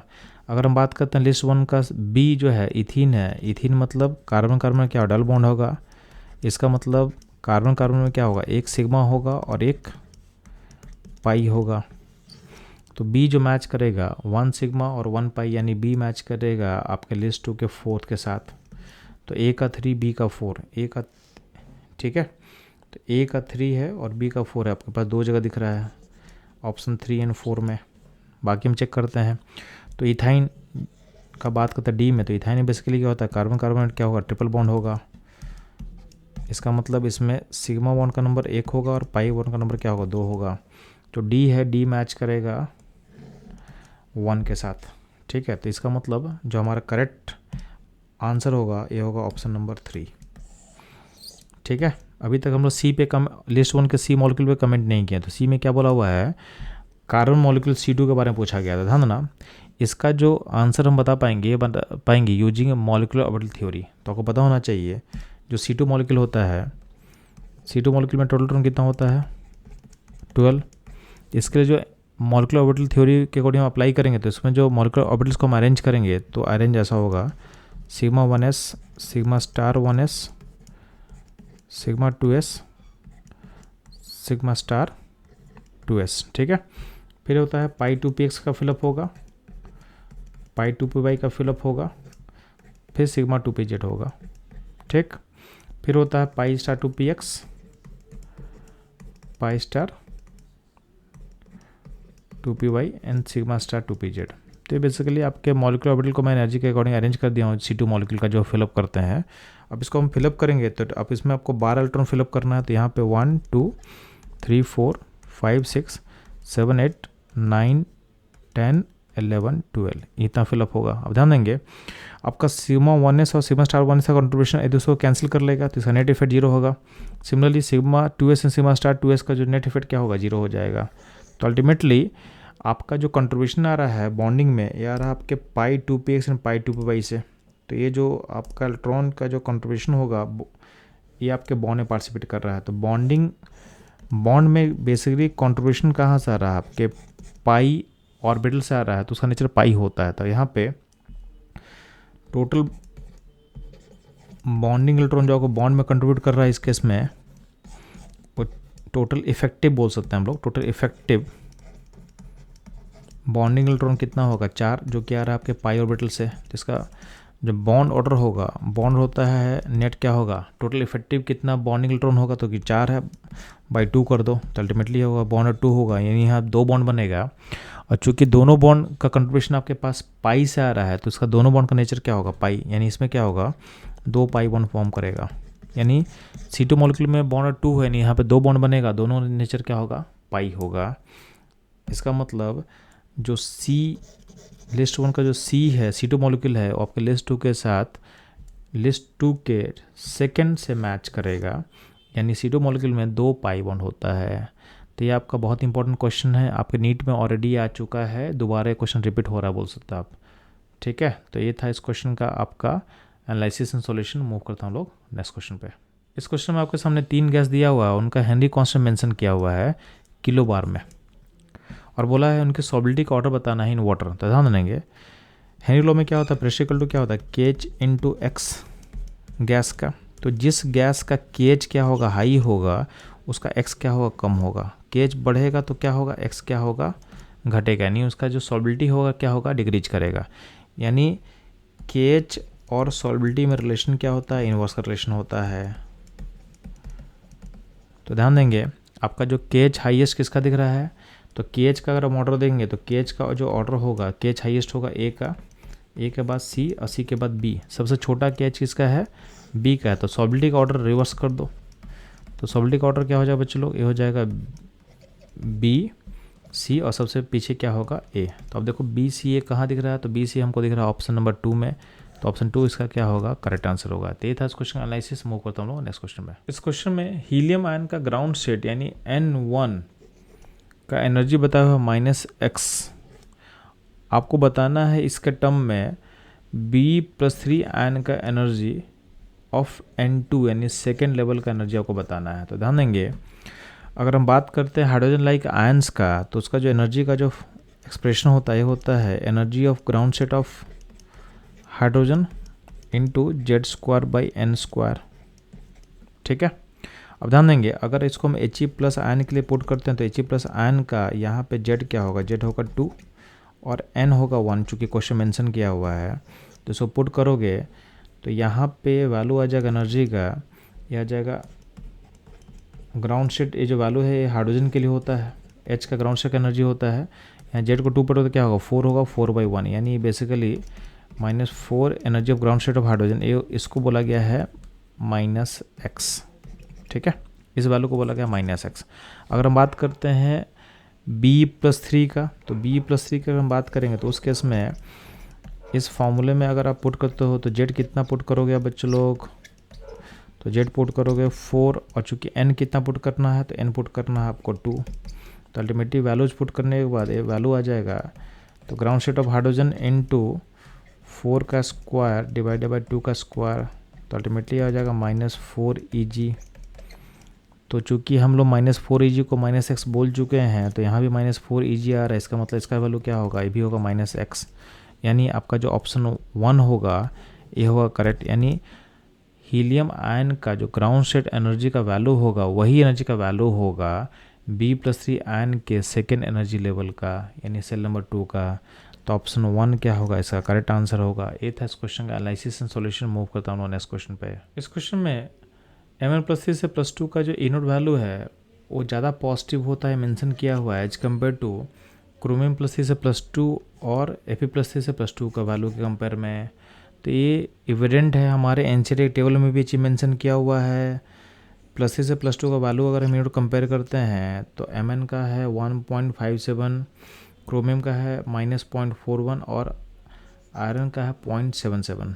ठीक है, तो इसका रीज़न पूछा गया कि आखिर Mn का जो वैल्यू है +3 से +2 का वो क्रोमियम और आयरन से ज़्यादा क्यों होता है। तो ध्यान देंगे Mn+3 में क्या होता है कि आपका जो आउटर मोस्ट कॉन्फ़िगरेशन होता है ये होता है 3d4 और +2 जब पहुँचेगा तो ये चेंज होता है +d5 में आता है, यानी आपका जो D लेवल है हाफ फील्ड स्टेबिलिटी को गेन करता है। तो इसका रीजन हो जाएगा D4 to D5 कॉन्फ़िगरेशन, यानी इसका जो रीजन हो जाएगा ऑप्शन नंबर 3। यानी इस प्रोसेस में कहीं ना कहीं आपका जो D4 से D5 कॉन्फ़िगरेशन अचीव कर देता है और D5 कॉन्फ़िगरेशन स्टेबल होता है, इसलिए अचीव करना वो चाहता है, तो आपका ई नोट उसका क्या होता है, ज़्यादा पॉजिटिव होगा एज कम्पेयर टू क्रोमियम और आयरन।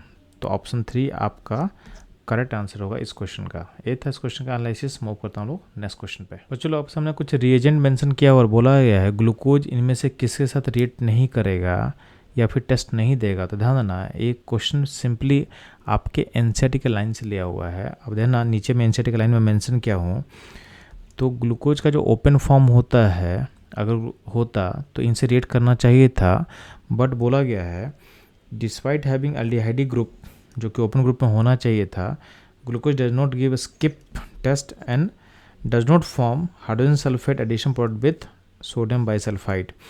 यानी आपका जो बी है स्किप रिएजेंट और सोडियम बाइसल्फाइड ई है, इससे ग्लूकोज टेस्ट नहीं देगा। इसके बाद ही ए इन्फरेंस निकाला गया कि ग्लूकोज का जो स्ट्रक्चर होगा वो साइक्लिक फॉर्म में एग्जिस्ट करेगा मेजॉरिटी फॉर्म में।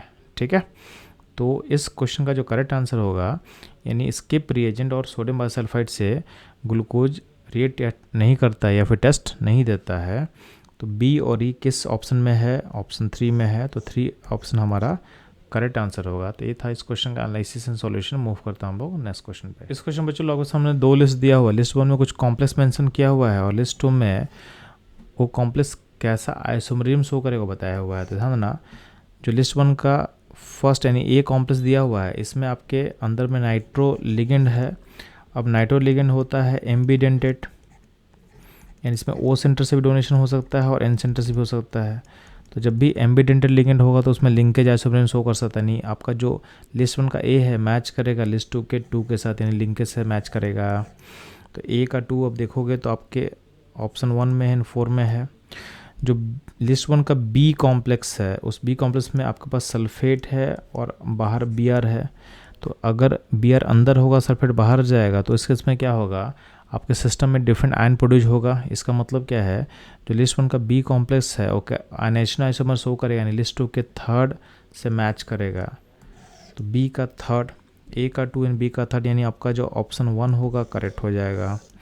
बाकी अगर हम चेक कर लेते हैं तो लिस्ट 1 का जो सी है उसमें जो कॉम्प्लेक्स मेंशन किया हुआ उसमें अगर आप मेटल को अगर एक्सचेंज कर दोगे तो उनके कोऑर्डिनेशन एनवायरनमेंट अलग हो जाएगा। तो उस केस में जो आइसोमरिज्म एग्जिबिट करता है उसको बोलते हैं हम लोग कोऑर्डिनेशन आइसोमरिज्म। यानी इसका लिस्ट 1 का जो सी है लिस्ट 2 के 4 के साथ मैच करेगा। और नेक्स्ट डी वाले में क्या है कि अगर क्लोरीन को तुम अंदर लोगे और वाटर को बाहर लेना स्टार्ट करोगे तो उस केस में क्या होगा, वाटर एज ए सॉल्वेंट की तरह होता है। तो उस केस में अलग अलग अगर हम फॉर्मूला क्रिएट करेंगे तो उस केस में अलग अलग वाटर मॉलिक्यूल निकलेगा। जैसे अभी वाटर मॉलिक्यूल 0 निकलने वाला है, अगर एक वाटर बाहर जाएगा और एक सील अंदर जाएगा तो उस केस में वाटर का एक मॉलिक्यूल बाहर निकलेगा। तो उसको हम डालते हैं सॉल्वेट आइसोमरिज्म के एग्जांपल में, सॉल्वेट या फिर हाइड्रेट। ठीक है, सॉल्वेट या फिर हाइड्रेट आइसोमरिज्म इसको बोलते हैं। तो जब भी अलग अलग जो आइसोमर उसमें डिफरेंट सॉल्वेंट का पार्टिकल अगर निकलता है तो उसको आप डालते हो सॉल्वेट या फिर हाइड्रेट में, यानी डी मैच करेगा 1 के साथ। तो हमारा जो करेक्ट आंसर होगा ऑप्शन 1 जो कि ऑलरेडी हम लोग टिक मार चुके हैं। तो ये था इस क्वेश्चन का एनालिसिस एंड सॉल्यूशन। मूव करता हूँ नेक्स्ट क्वेश्चन पे। तो चलो आप सामने सेकंड पीरियड के एलिमेंट्स लिए हुए हैं और बोला इनको आनेसिन थाल्पी के अकॉर्डिंग अरेंज करना है। तो ध्यान देना ड्यू टू जनरल ट्रेंड क्या होता है कि आप ड्यूरिंग पीरियड में आपका आनेसिन थाल्पी बढ़ना चाहिए था। तो एक्सपेक्टेड क्या था, तो एक्सपेक्टेड था लिथियम से बड़ा होगा बेरिलियम, फिर बोरोन, फिर कार्बन और फिर नाइट्रोजन होना चाहिए था। अब ध्यान देना ये जो बेरिलियम और बोरोन में आप तो फोकस करो, बेरिलियम का जो आउटर मोस्ट कॉन्फ़िगरेशन होता है ये होता है हीलियम 2s2 और बोरोन का होता है हीलियम 2s2 2p1। अब कहीं ना कहीं बेरिलियम का जो आउटर मोस्ट सबसेल है जिससे आप इलेक्ट्रॉन निकालोगे वो फुलफिल्ड है। तो जब भी हाफ फिल या फुलफिल्ड स्टेबिलिटी रीच करता है तो उस केस में जो आयनाइजेशन एंथैल्पी होता है वो अपने नेक्स्ट एलिमेंट से क्रॉस कर जाता है। यानी इस केस में जो बेरिलियम होगा उसका वैल्यू बोरोन को क्रॉस कर जाएगा। यानी इसमें जो एक्चुअल वैल्यू होगा आयनाइजेशन एंथैल्पी का उस केस में लिथियम के बाद आ जाएगा बोरोन और उसके बाद आएगा बेरिलियम। यानी बेरिलियम का जो वैल्यू होता है बोरोन को क्रॉस कर जाएगा, देन कार्बन, देन नाइट्रोजन। अब इसके अकॉर्डिंग आप देखोगे तो आपका जो करेक्ट ऑप्शन मैच करेगा हमारे आंसर के साथ ये होगा ऑप्शन 2। तो ये था इस क्वेश्चन का एनालिसिस एंड सॉल्यूशन। मूव करता हम लोग नेक्स्ट क्वेश्चन पे। इस क्वेश्चन में इन्फॉर्मेशन दिया हुआ है कि 1 ग्राम ऑफ NaOH को हम ट्रीट कर रहे हैं 25 ml of 0.75 molar HCl solution से। आपसे पूछा गया है mass of sodium hydroxide left कितना होगा आपको बताना है और मास का वैल्यू दिया है मिलीग्राम में सारे ऑप्शन में। तो ध्यान देंगे, सबसे पहले हम क्या करते हैं, इक्वेशन क्या आपके पास है NaOH और HCl का इक्वेशन होगा तो ये बैलेंस इक्वेशन लिख लिए।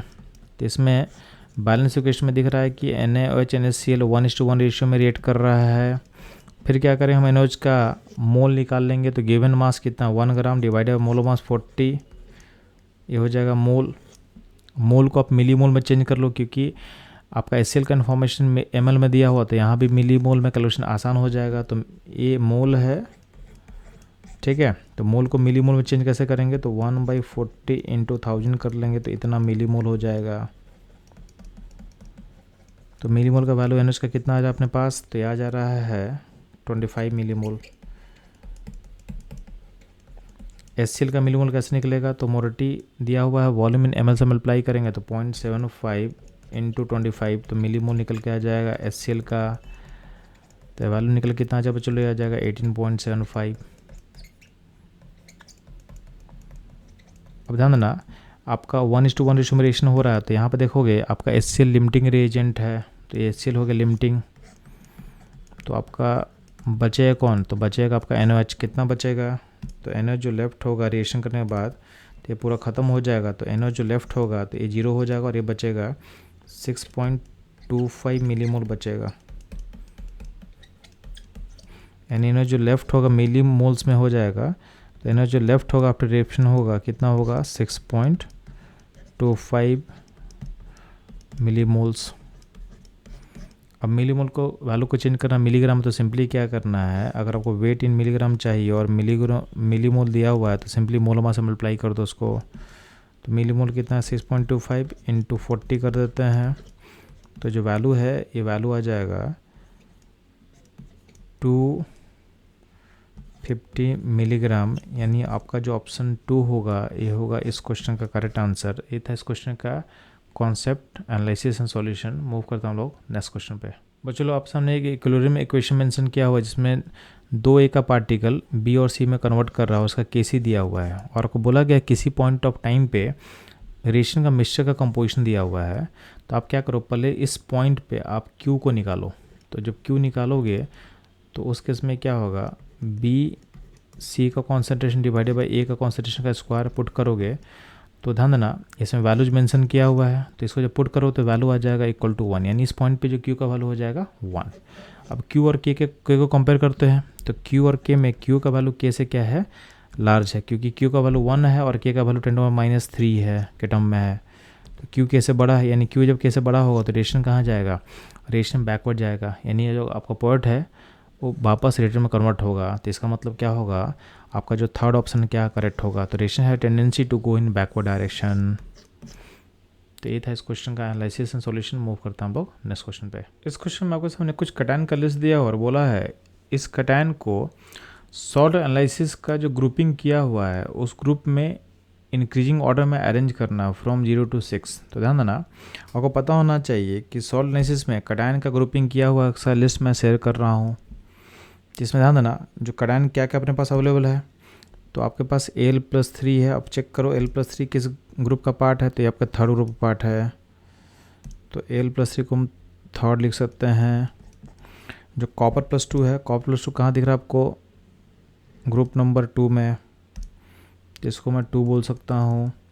आपके पास देखना ना, बैरियम +2 कहाँ है, ग्रुप नंबर 5 में, तो बैरियम के लिए हम ग्रुप 5 लिख सकते हैं। कोबाल्ट कहाँ मेंशन किया हुआ, कोबाल्ट +2 मेंशन किया हुआ, ध्यान देना, कोबाल्ट +2 मेंशन किया हुआ आपके पास ग्रुप नंबर 4 में, तो कोबाल्ट का क्वेश्चन ग्रुप नंबर 4 लिख सकते हैं। और Mg+2 क्या मेंशन किया हुआ है, तो Mg+2 मेंशन किया ग्रुप नंबर 6 में, तो यहाँ पे इसके सामने हम लोग 6 लिख सकते हैं। अब इसको आप अरेंज करें करंट इंक्रीजिंग ऑर्डर, तो सबसे छोटा नंबर होगा कॉपर का यानी बी के बाद होगा अल्युमिनियम थर्ड, देन बी के बाद ए के बाद ध्यान देंगे चेक करेंगे, तो थर्ड के बाद देखो फोर्थ किसका, फोर्थ आपका कोबाल्ट का डी के बाद आपका बैरियम 5 यानी सी, और लास्ट में होगा Mg यानी ई। तो आपका जो ऑप्शन 1 है आपके कैटायन को इंक्रीजिंग ऑर्डर में ग्रुप के अकॉर्डिंग यहाँ पे अरेंज किया हुआ है, तो ये आपका 1 नंबर करेक्ट आंसर होगा इस क्वेश्चन का। ये था इस क्वेश्चन का एनालिसिस एंड सॉल्यूशन। मूव करता हूँ लोग नेक्स्ट क्वेश्चन पे। इस क्वेश्चन में अल्कोहल को ट्रीट किया गया है PCl3 से और हालाइड फॉर्मेशन हुआ, बोला है उसका जो ए बनेगा कंपाउंड ए क्या बनेगा, ध्यान ना, आफ्टर ट्रीटमेंट विद PCl3 जो फॉस्फोरस है इस PCl3 का कन्वर्ट होता है H3PO3 में, यानी आपका जो कंपाउंड ए बनेगा H3PO3। सेकेंड वाले रिएक्शन में आप अल्कोहल को ट्रीट करो PCl5 से और आपका हालाइड फॉर्म कर रहा है एसिल फॉर्म कर रहा है, तो बी क्या होगा, तो ध्यान ना, बी जो बनता है इसके से बनता है POCl3। तो ए और बी हम लोग पहचान चुके हैं, तो ध्यान देना आपका ए और बी करेक्ट मैच कहाँ दिख रहा है हमारे, तो ऑप्शन 4 में मैच करेक्ट दिख रहा है हम लोग को, तो ऑप्शन 4 इसका करेक्ट आंसर होगा। ये था इस क्वेश्चन का सॉल्यूशन एनालिसिस। मूव करता हम लोग नेक्स्ट क्वेश्चन पे। बच्चों लोग अब सामने एक क्वेश्चन दिया हुआ है, इसमें बोला गया है कि कॉपर का डिपोजिशन हो रहा है जब हम करंट पास करते हैं कॉपर सल्फेट सॉल्यूशन में, और बोला गया है कि करंट हम पास कर रहे हैं 9.6487 एम्पेयर और टाइम जो पास किया गया है, पास किया गया 100 सेकेंड के लिए। तो आपसे पूछा गया है कि कॉपर का वेट कितना डिपोजिट करने वाला है। ध्यान देंगे इसको हम 2 तरीके से सॉल्व करते हैं। तो पहला अप्रोच अपना फंडामेंटल अप्रोच होगा, उसमें ध्यान देंगे कॉपर +2 में अगर आप 2 इलेक्ट्रॉन डालते हो तो आपका कॉपर फॉर्म करता है, यानी एक कॉपर बनाने के लिए 2 इलेक्ट्रॉन चाहिए। तो अगर आपको चाहिए 1 मोल कॉपर, तो 1 मोल कॉपर के लिए कितना इलेक्ट्रॉन पास करना पड़ेगा, 2 मोल इलेक्ट्रॉन पास करना पड़ेगा।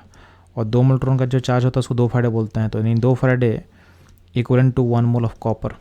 ठीक है, अब ध्यान देंगे आपके सामने करंट का वैल्यू दिया हुआ है 9.6487। तो पहले हम लोग चार्ज पता करते हैं, तो चार्ज जो पता करेंगे तो चार्ज का वैल्यू क्या हो जाएगा, तो I इंटू टी, ये हो जाएगा 964.87 कूलम हो जाएगा।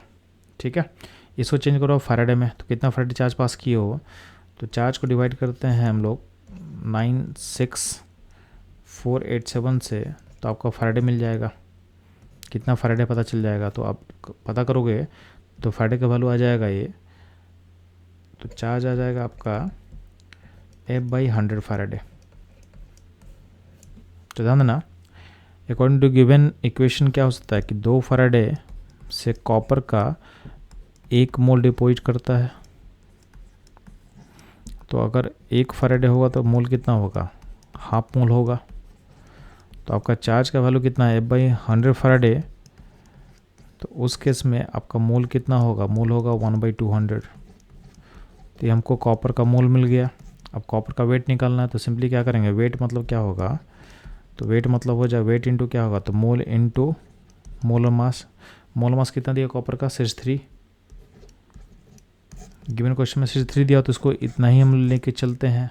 ठीक है, तो ध्यान देंगे अब इसके अकॉर्डिंग आप देखोगे तो वेट कितना हो जाए, तो 1/200 इंटू 63, तो ये वैल्यू जो आएगा, ये वैल्यू हो जाएगा अराउंड आ जाएगा 0.315 ग्राम। तो आपका जो ऑप्शन 2 होगा इसका करेक्ट आंसर था। तो ये था अपना आंसर यूजिंग फंडामेंटल अप्रोच। अब हम लोग मूव करते हैं, इस आंसर को निकालेंगे यूजिंग फैराडे लॉ। तो फैराडे लॉ के अकॉर्डिंग क्या था कि वेट जो डिपोजिट होता है ये होता है इक्वल टू ZIT। तो IT का वैल्यू तो हम निकाल चुके थे, IT का वैल्यू कितना था अपने पास, इतना है।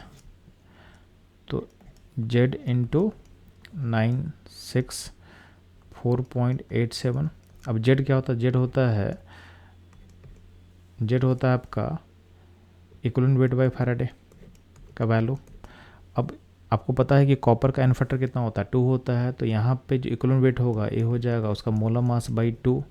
मोलर मास कितना दिया हुआ, 63 तो बाई 2 पुट करेंगे और एफ़ का बदले क्या पुट करेंगे, तो एफ़ का लिए पुट करोगे आप जो गिवन वैल्यू दिया हुआ है। अब इसको बस पुट कर दो आप, तो जेड हो जाएगा ई हो जाएगा 63/2 हो जाएगा। नीचे जो एफ़ का वैल्यू कितना दिया हुआ है 96487, ये वैल्यू यहाँ पे पुट करो नीचे में, और ऊपर 96487 रहेगा। तो अल्टीमेटली वैल्यू फिर से निकल के आ जाएगा 63/200, यानी आ जाएगा 0.315 ग्राम। यानी इस तरीके से भी आपका जो आंसर आ रहा है ऑप्शन बी आ रहा है। तो ये था इस क्वेश्चन का करेक्ट आंसर। तो चलो मूव करता हूँ लोग नेक्स्ट क्वेश्चन के एनालिसिस पे।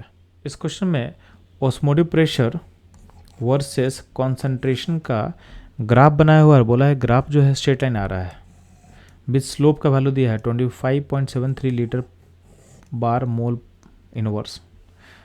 तो बोला गया है आपको बताना है कि किस टेम्परेचर पे इस प्रेशर का मेजरमेंट किया गया है। तो ध्यान देंगे आपका जो ऑस्मोटिव प्रेशर का जो वैल्यू जो फॉर्मूला होता है ये होता है पाई इक्वल टू CRT। तो अगर हम बात करते हैं इसको, अगर हम अपना y बनाएंगे और c को हम x बनाएंगे, तो जो RT है, RT आपका स्लोप हो जाएगा। यानी ये हो जाएगा y equal to mx c जैसा ग्राफ। यानी जो पाई वर्सेस c का जब ग्राफ प्लॉट करोगे तो आपका ओरिजिन से पास करता हुआ ग्राफ बनने वाला है।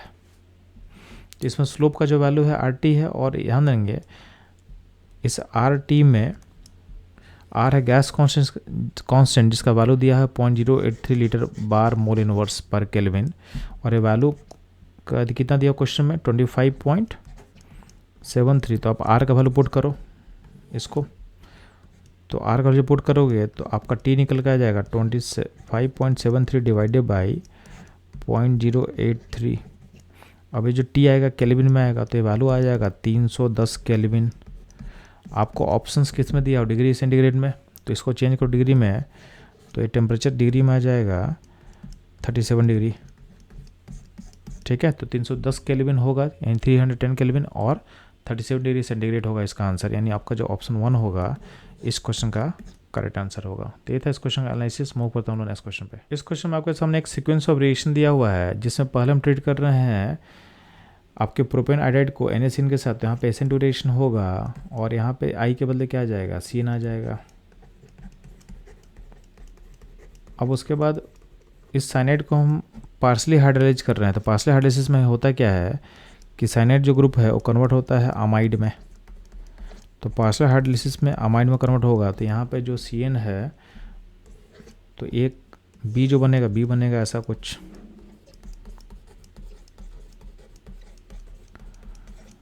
उसके बाद उसको किया गया है NOHBr2, तो ये आपका B बन गया। अब NOHBr2 डालने पे क्या होगा, तो यहाँ पे हॉफमैन ब्रोमाइड रिएक्शन ऑकर करेगा, तो आपका ये CO ग्रुप निकल जाएगा और यहाँ बन जाएगा CH3 CH2 CH2 NH2। यानी ये जो आपका कंपाउंड क्रिएट हुआ है ये हो गया आपका प्रोपाइल अमाइन। तो ऑप्शन आपका 1 इसका करेक्ट आंसर होगा। ये था इस क्वेश्चन का एनालिसिस एंड सॉल्यूशन। मूव करता हम लोग नेक्स्ट क्वेश्चन पे। इस क्वेश्चन में आपके सामने 4 ऑप्शन दिया और बोला इसमें कौन सा करेक्ट हो पता करना। तो ध्यान देना, पहला जो ऑप्शन है उसमें क्या बोला गया है, ओजोन का 3 रेजोनेंस स्ट्रक्चर हम ड्रॉ कर सकते हैं। तो ध्यान देंगे ओजोन का फॉर्मूला हो तो O3, इसका टोटल रेजोनेंस 2 होता है, या तो ऐसा होता है या तो आपका ऐसा बनेगा ये। यानी पहला स्टेटमेंट जो है इनकरेक्ट है। सेकंड बोला गया BF3 है जो नॉन जीरो डायपोल मोमेंट, ये गलत है, क्योंकि BF3 का शेप होता है ट्रायंगल प्लेनर। तो इसमें जो डायपोल होता है आपस में क्या होता है, कैंसिल करता है, तो नेट डायपोल इसका क्या होगा 0 हो जाता है। तो ये सेकंड स्टेटमेंट क्या होगा, इनकरेक्ट होगा। थर्ड में क्या बोला है कि dipole moment of NF3 is greater than NH3। तो ध्यान देंगे NF3 और NH3 में अगर आप देखते हो तो फ्लोरीन जो है नाइट्रोजन से ज़्यादा अल्टरनेटिव होता है, तो F का डायपोल इधर खींचेगा और लोन पेयर डायपोल ऊपर लेके जाएगा। तो यहाँ पे फ्लोरीन का डायपोल और लोन पेयर डायपोल आपस में कैंसिलेशन होता है, तो नेट डायपोल जो होता है कुछ अपवर्ड होगा बट कम होगा। तो नेट डायपोल को मैं ग्रीन कलर से दिखाऊँ तो ग्रीन कलर में डायपोल कुछ ऐसा दिखेगा। चूँकि लोन पेयर डायपोल काफ़ी हाई होता है तो डायरेक्शन जो होगा लोन पेयर के साइड होगा। अगर बात करते हैं हम लोग इसका NH3 का, तो NH3 में H का जो अल्टरनेटिव होता है N से कम होता है, तो इसका डायपोल टुवर्ड्स N होगा और लोन पे का डायपोल अपवर्ड होगा। तो नेट सारा डायपोल आपस में एडअप होगा और नेट डायपोल क्या होगा, टुवर्ड्स लोन पेयर कुछ बड़ा हो जाएगा। तो आप देखोगे दोनों में कंपेयर करोगे तो डायपोल जो होगा अमोनिया का ज़्यादा होगा एज कम्पेयर टू NF3। तो आपका जो थर्ड स्टेटमेंट है ये भी क्या होगा, इनकरेक्ट होगा। हम फोर्थ स्टेटमेंट का बात करते हैं तो इसमें क्या दिया हुआ कि 3 canonical forms of carbon ion हो सकता है। तो ध्यान देंगे जो कार्बन आयन होता है उसका अगर हम स्ट्रक्चर ड्रा करें रेजोनेंस को, तो एक पॉसिबिलिटी ऐसा कुछ हो सकता है, एक पॉसिबिलिटी आपका ऐसा हो सकता है और एक पॉसिबिलिटी आपका जो है ऐसा हो सकता है। तो अल्टीमेटली यहाँ पे टोटल कितना फिगर बन सकता है, 3 फिगर बन सकता है। यानी आपका जो फोर्थ स्टेटमेंट है ये करेक्ट होगा। तो इस क्वेश्चन का करेक्ट आंसर होगा ऑप्शन 4। तो ये था इस क्वेश्चन का एनालिसिस। मूव करता हूँ नेक्स्ट क्वेश्चन पे। इस क्वेश्चन में 2 स्टेटमेंट दिया हुआ है। पहला स्टेटमेंट क्या बोल रहा है कि CONH3 whole 6 + 3 is a homoleptic complex whereas CONH3 whole 4 Cl2 is a heteroleptic complex. तो ये स्टेटमेंट सही है क्योंकि होमोलिप्टिक कॉम्प्लेक्स का मतलब होता है सारे लिगेंड सेम होना चाहिए, जो कि यहाँ पे सेम है। तो आपका स्टेटमेंट क्या होगा, करेक्ट होगा। 7.2 का हम बात कर रहे हैं तो complex CONH3 whole 6 has only one kind of ligand but CONH3 whole 4 Cl2 has more than one kind of ligand. तो ये आपके स्टेटमेंट 1 का रीजन दे रहा है, ये भी क्या है, करेक्ट है। इसका मतलब क्या है, आपका दोनों स्टेटमेंट क्या है, करेक्ट है। ठीक है, तो पहला स्टेटमेंट करेक्ट था, सेकंड भी स्टेटमेंट करेक्ट था, नहीं आपका जो ऑप्शन 1 होगा ये होगा आपका करेक्ट आंसर। ये था इस क्वेश्चन एनालिसिस। मूव करता हूँ नेक्स्ट क्वेश्चन पे। इस क्वेश्चन आपके सामने एक रिएक्टेंट मॉलिक्यूल दिया हुआ है जिसमें आपके पास डबल बॉन्ड बना हुआ है, उसको हम ट्रीट कर रहे हैं KMnO4 एसिडिक मीडियम से। ध्यान देना KMnO4 एसिडिक मीडियम जस्ट काम करता है लाइक ऑक्सीडेटिव ऑयलाइसिस।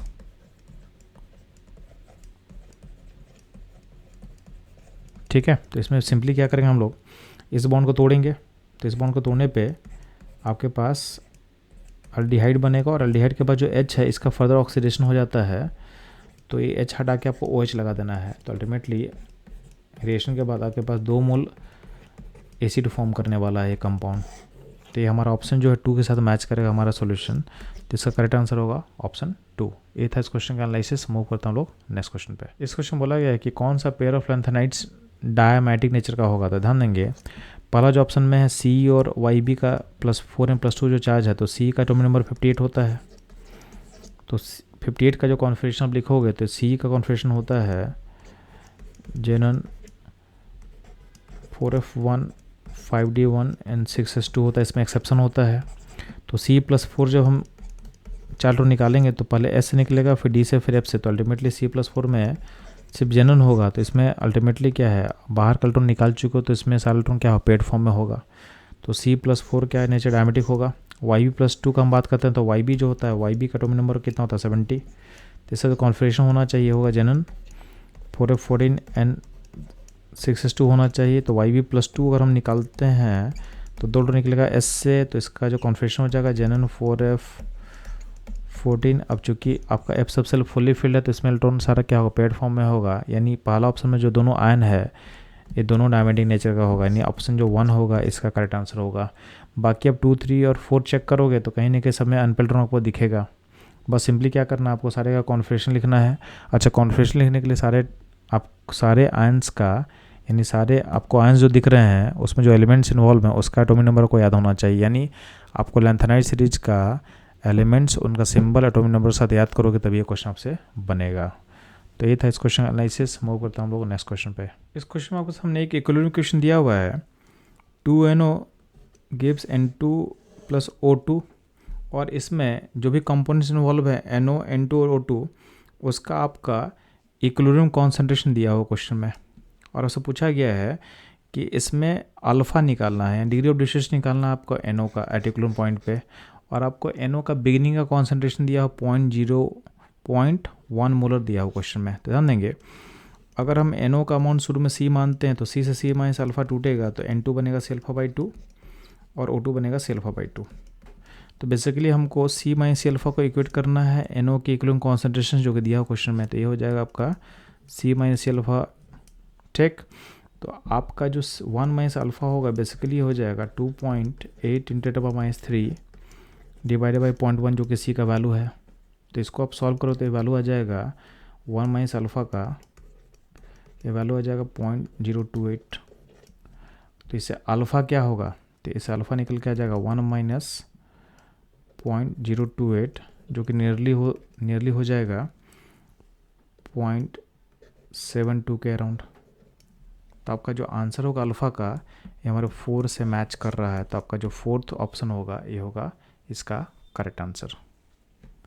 तो चलो मूव करते हैं हम लोग नेक्स्ट क्वेश्चन पे। इस क्वेश्चन में आपके सामने एक कंपाउंड एक्स है जिसमें एलिमेंट ए और बी और सी है, उनका परसेंटेज दिया हुआ वेट ओवर वेट। तो बोला गया है कि ए का परसेंट 32% है, बी का 20% है और सी का परसेंट जो बचा हुआ सी का परसेंटेज है। तो बोला गया है कि आपको इसका एम्पिरिकल फॉर्मूला पता करना है। तो आप मान लो कंपाउंड ए का अगर 100 ग्राम होगा तो 100 ग्राम में से आपका जो ए है, ए का अमाउंट होगा 32 ग्राम, बी का जो अमाउंट होगा ये हो जाएगा आपका 20 ग्राम, रेस्ट जो है सी हो जाएगा आपका 48 ग्राम। आप सिंपली क्या करो, आपको सबका चूँकि मोलर मास दिया हुआ है तो आप सबका मोल निकाल लो। तो मोल क्या होगा, तो आप ए का मोल हो जाएगा, ए का मोल मास 64 है तो ए का मोल हो जाएगा हाफ, बी का मोल मास 40 है तो उसका मोल भी हाफ हो जाएगा, और सी का मोल मास चूँकि आपका 32 है तो इसका मोल्स हो जाएगा आपके पास 3/2। ठीक है। अब सिंपली मोल का रेशियो होता है वही एम्पिरिकल रेशियो होगा। तो यहाँ पे मोल का रेशियो क्या हो जाएगा, ए का हाफ, बी का हाफ एंड सी का 3/2। इसमें से हाफ कॉमन है, फिर 2 से मल्टीप्लाई कर दो सिंपलेस्ट रेशियो के लिए, तो ये कन्वर्ट हो जाएगा A/B/C3 में। और ये आपका सिंपलेस्ट रेशियो है, इसी को हम बोलते हैं एम्पिरिकल फार्मूला। तो ये एम्पिरिकल फार्मूला मैच करेगा ऑप्शन 2 के साथ। तो इस क्वेश्चन का करेक्ट आंसर होगा ऑप्शन 2। ये था इस क्वेश्चन का एनालिसिस एंड सॉल्यूशन। मूव करता हूँ लोग नेक्स्ट क्वेश्चन पे। इस क्वेश्चन बोला गया है कि आपको वर्डन पता करना है during reversible as thermal expansion of 1 mole of hydrogen gas at 25 degree centigrade from pressure 20 atmosphere to 10 atmosphere. अब ध्यान देना, क्योंकि आपका एक्सपेंशन हो रहा है तो ध्यान देना, जब भी एक्सपेंशन होता है तो आपका जो वर्क होता है नेगेटिव होता है। तो अगर आप देखो तो आपका जो नेगेटिव वर्क है बस ऑप्शन 2 में है। तो बिना हम सॉल्यूशन को बनाए हुए हम बोल सकते हैं कि हमारा 2 होगा करेक्ट आंसर। अब इसको हम लोग सॉल्व कर लेते हैं। तो सॉल्व कैसे करेंगे, तो सॉल्व करके देखते हैं। तो आपका फॉर्मूला क्या है, -nRT ln V2/V1। तो n का वैल्यू क्या है 1 है, r का वैल्यू आपको 2 लेना है और t का वैल्यू होगा 298।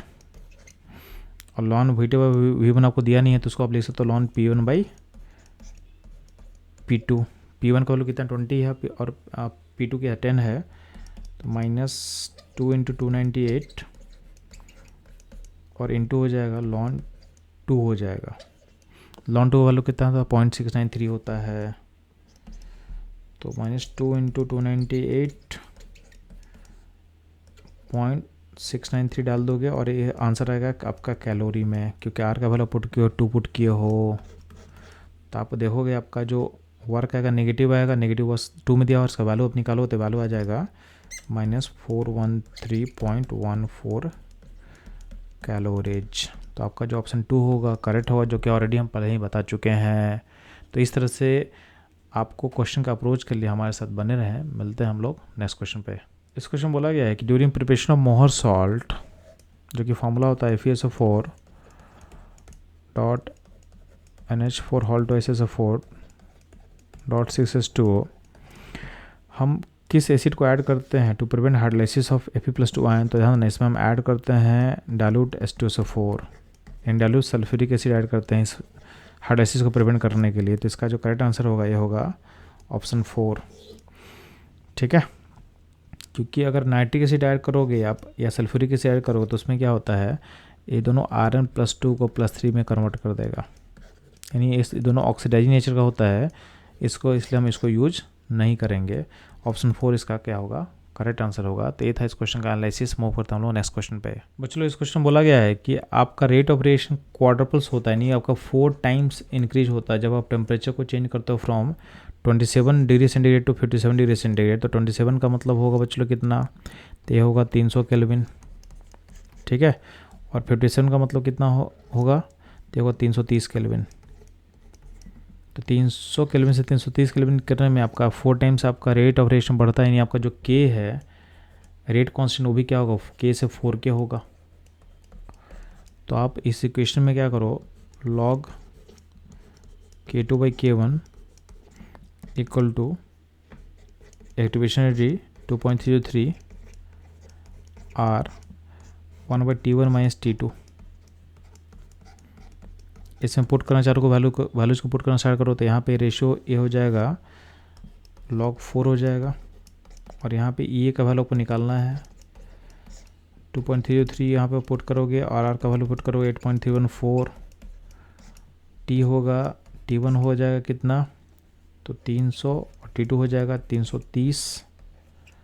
अब इसको आप सॉल्व करोगे तो सॉल्व करके अल्टीमेटली जो log 4 है, log 4 क्या होगा, तो ध्यान देंगे log 4 को आप ले सकते हो 2 का स्क्वायर यानी 2 log 2, तो log 4 होता है 0.6 के आसपास, तो ये वैल्यू हो जाएगा 0.6। बाकी ये है, और यहाँ पे आपको कैलकुलेशन करना बाकी रह गया, तो यहाँ पे होगा 300 × 330, 330 - 300। अब इसको सॉल्व करके जब आप ये निकालोगे तो ये का जो वैल्यू आ जाएगा in terms of kilo joule, ये जो वैल्यू है जूल में निकलेगा। इसको किलो जूल में करने के लिए आप क्या करोगे, 1000 डिवाइड करोगे तो ये मैच करेगा आपके ऑप्शन 1 के आंसर के साथ। तो इस क्वेश्चन का करेक्ट आंसर होगा ऑप्शन 1। ये था इस क्वेश्चन का एनालिसिस एंड सॉल्यूशन। मूव करते हम लोग नेक्स्ट क्वेश्चन पे। आपके सामने एक सीक्वेंस ऑफ रिएक्शन दिया हो और आपको उसमें मेजर प्रोडक्ट को पहचानना है, तो ध्यान देंगे आपके रिएजेंट में जब डालते हो PbR3 तो ये क्या करेगा, आपके OH को हटा के Br लगाएगा, यानी आपका जो A बनेगा ये कुछ ऐसा बनने वाला है, यानी ब्रोमीन यहाँ जोड़ेंगे और यहाँ पे होगा CH3। अब उसके बाद हम अल्कोहलिक वेट डालेंगे तो इसमें आपका स्टेबल अल्किन का फॉर्मेशन होता है, तो इसमें अल्किन आपका यहाँ बनेगा, यानी इस पॉइंट पे आपका अल्किन फॉर्मेशन होगा, तो आपका जो बी मेजर बनेगा, बी ऐसा कुछ बनेगा। तो आप देखो कि आपका ए और बी हमारे किस से मैच करेगा, तो आप देखोगे हमारा ए और बी मैच कर रहा है हमारे ऑप्शन 1 के साथ। तो इस क्वेश्चन का जो करेक्ट आंसर होगा ये होगा 1। तो इस तरह के क्वेश्चन के एनालिसिस के लिए हमारे साथ बने रहें। मिलते हैं हम लोग नेक्स्ट क्वेश्चन में। तो बच्चों लोग नीट 2024 का जो पेपर था उसका टोटल सॉल्यूशन आपके सामने मैंने सॉल्व कर दिया है। पेपर का लेवल था इजी से मॉडरेट लेवल पे हम लोग बोल सकते हैं। कुछ क्वेश्चन ईजी थे, कुछ क्वेश्चन मॉडरेट थे, कुछ क्वेश्चन ऐसे थे जो डिफ़िकल्ट हो सकते हैं। तो ओवरऑल पेपर का जो लेवल था आपके 2022 या 2023 से थोड़ा डिफ़िकल्ट था। तो ये था मेरे साइड से 2024 के पेपर का एनालिसिस। मिलते हैं हम लोग नेक्स्ट ईयर के पेपर के एनालिसिस पे।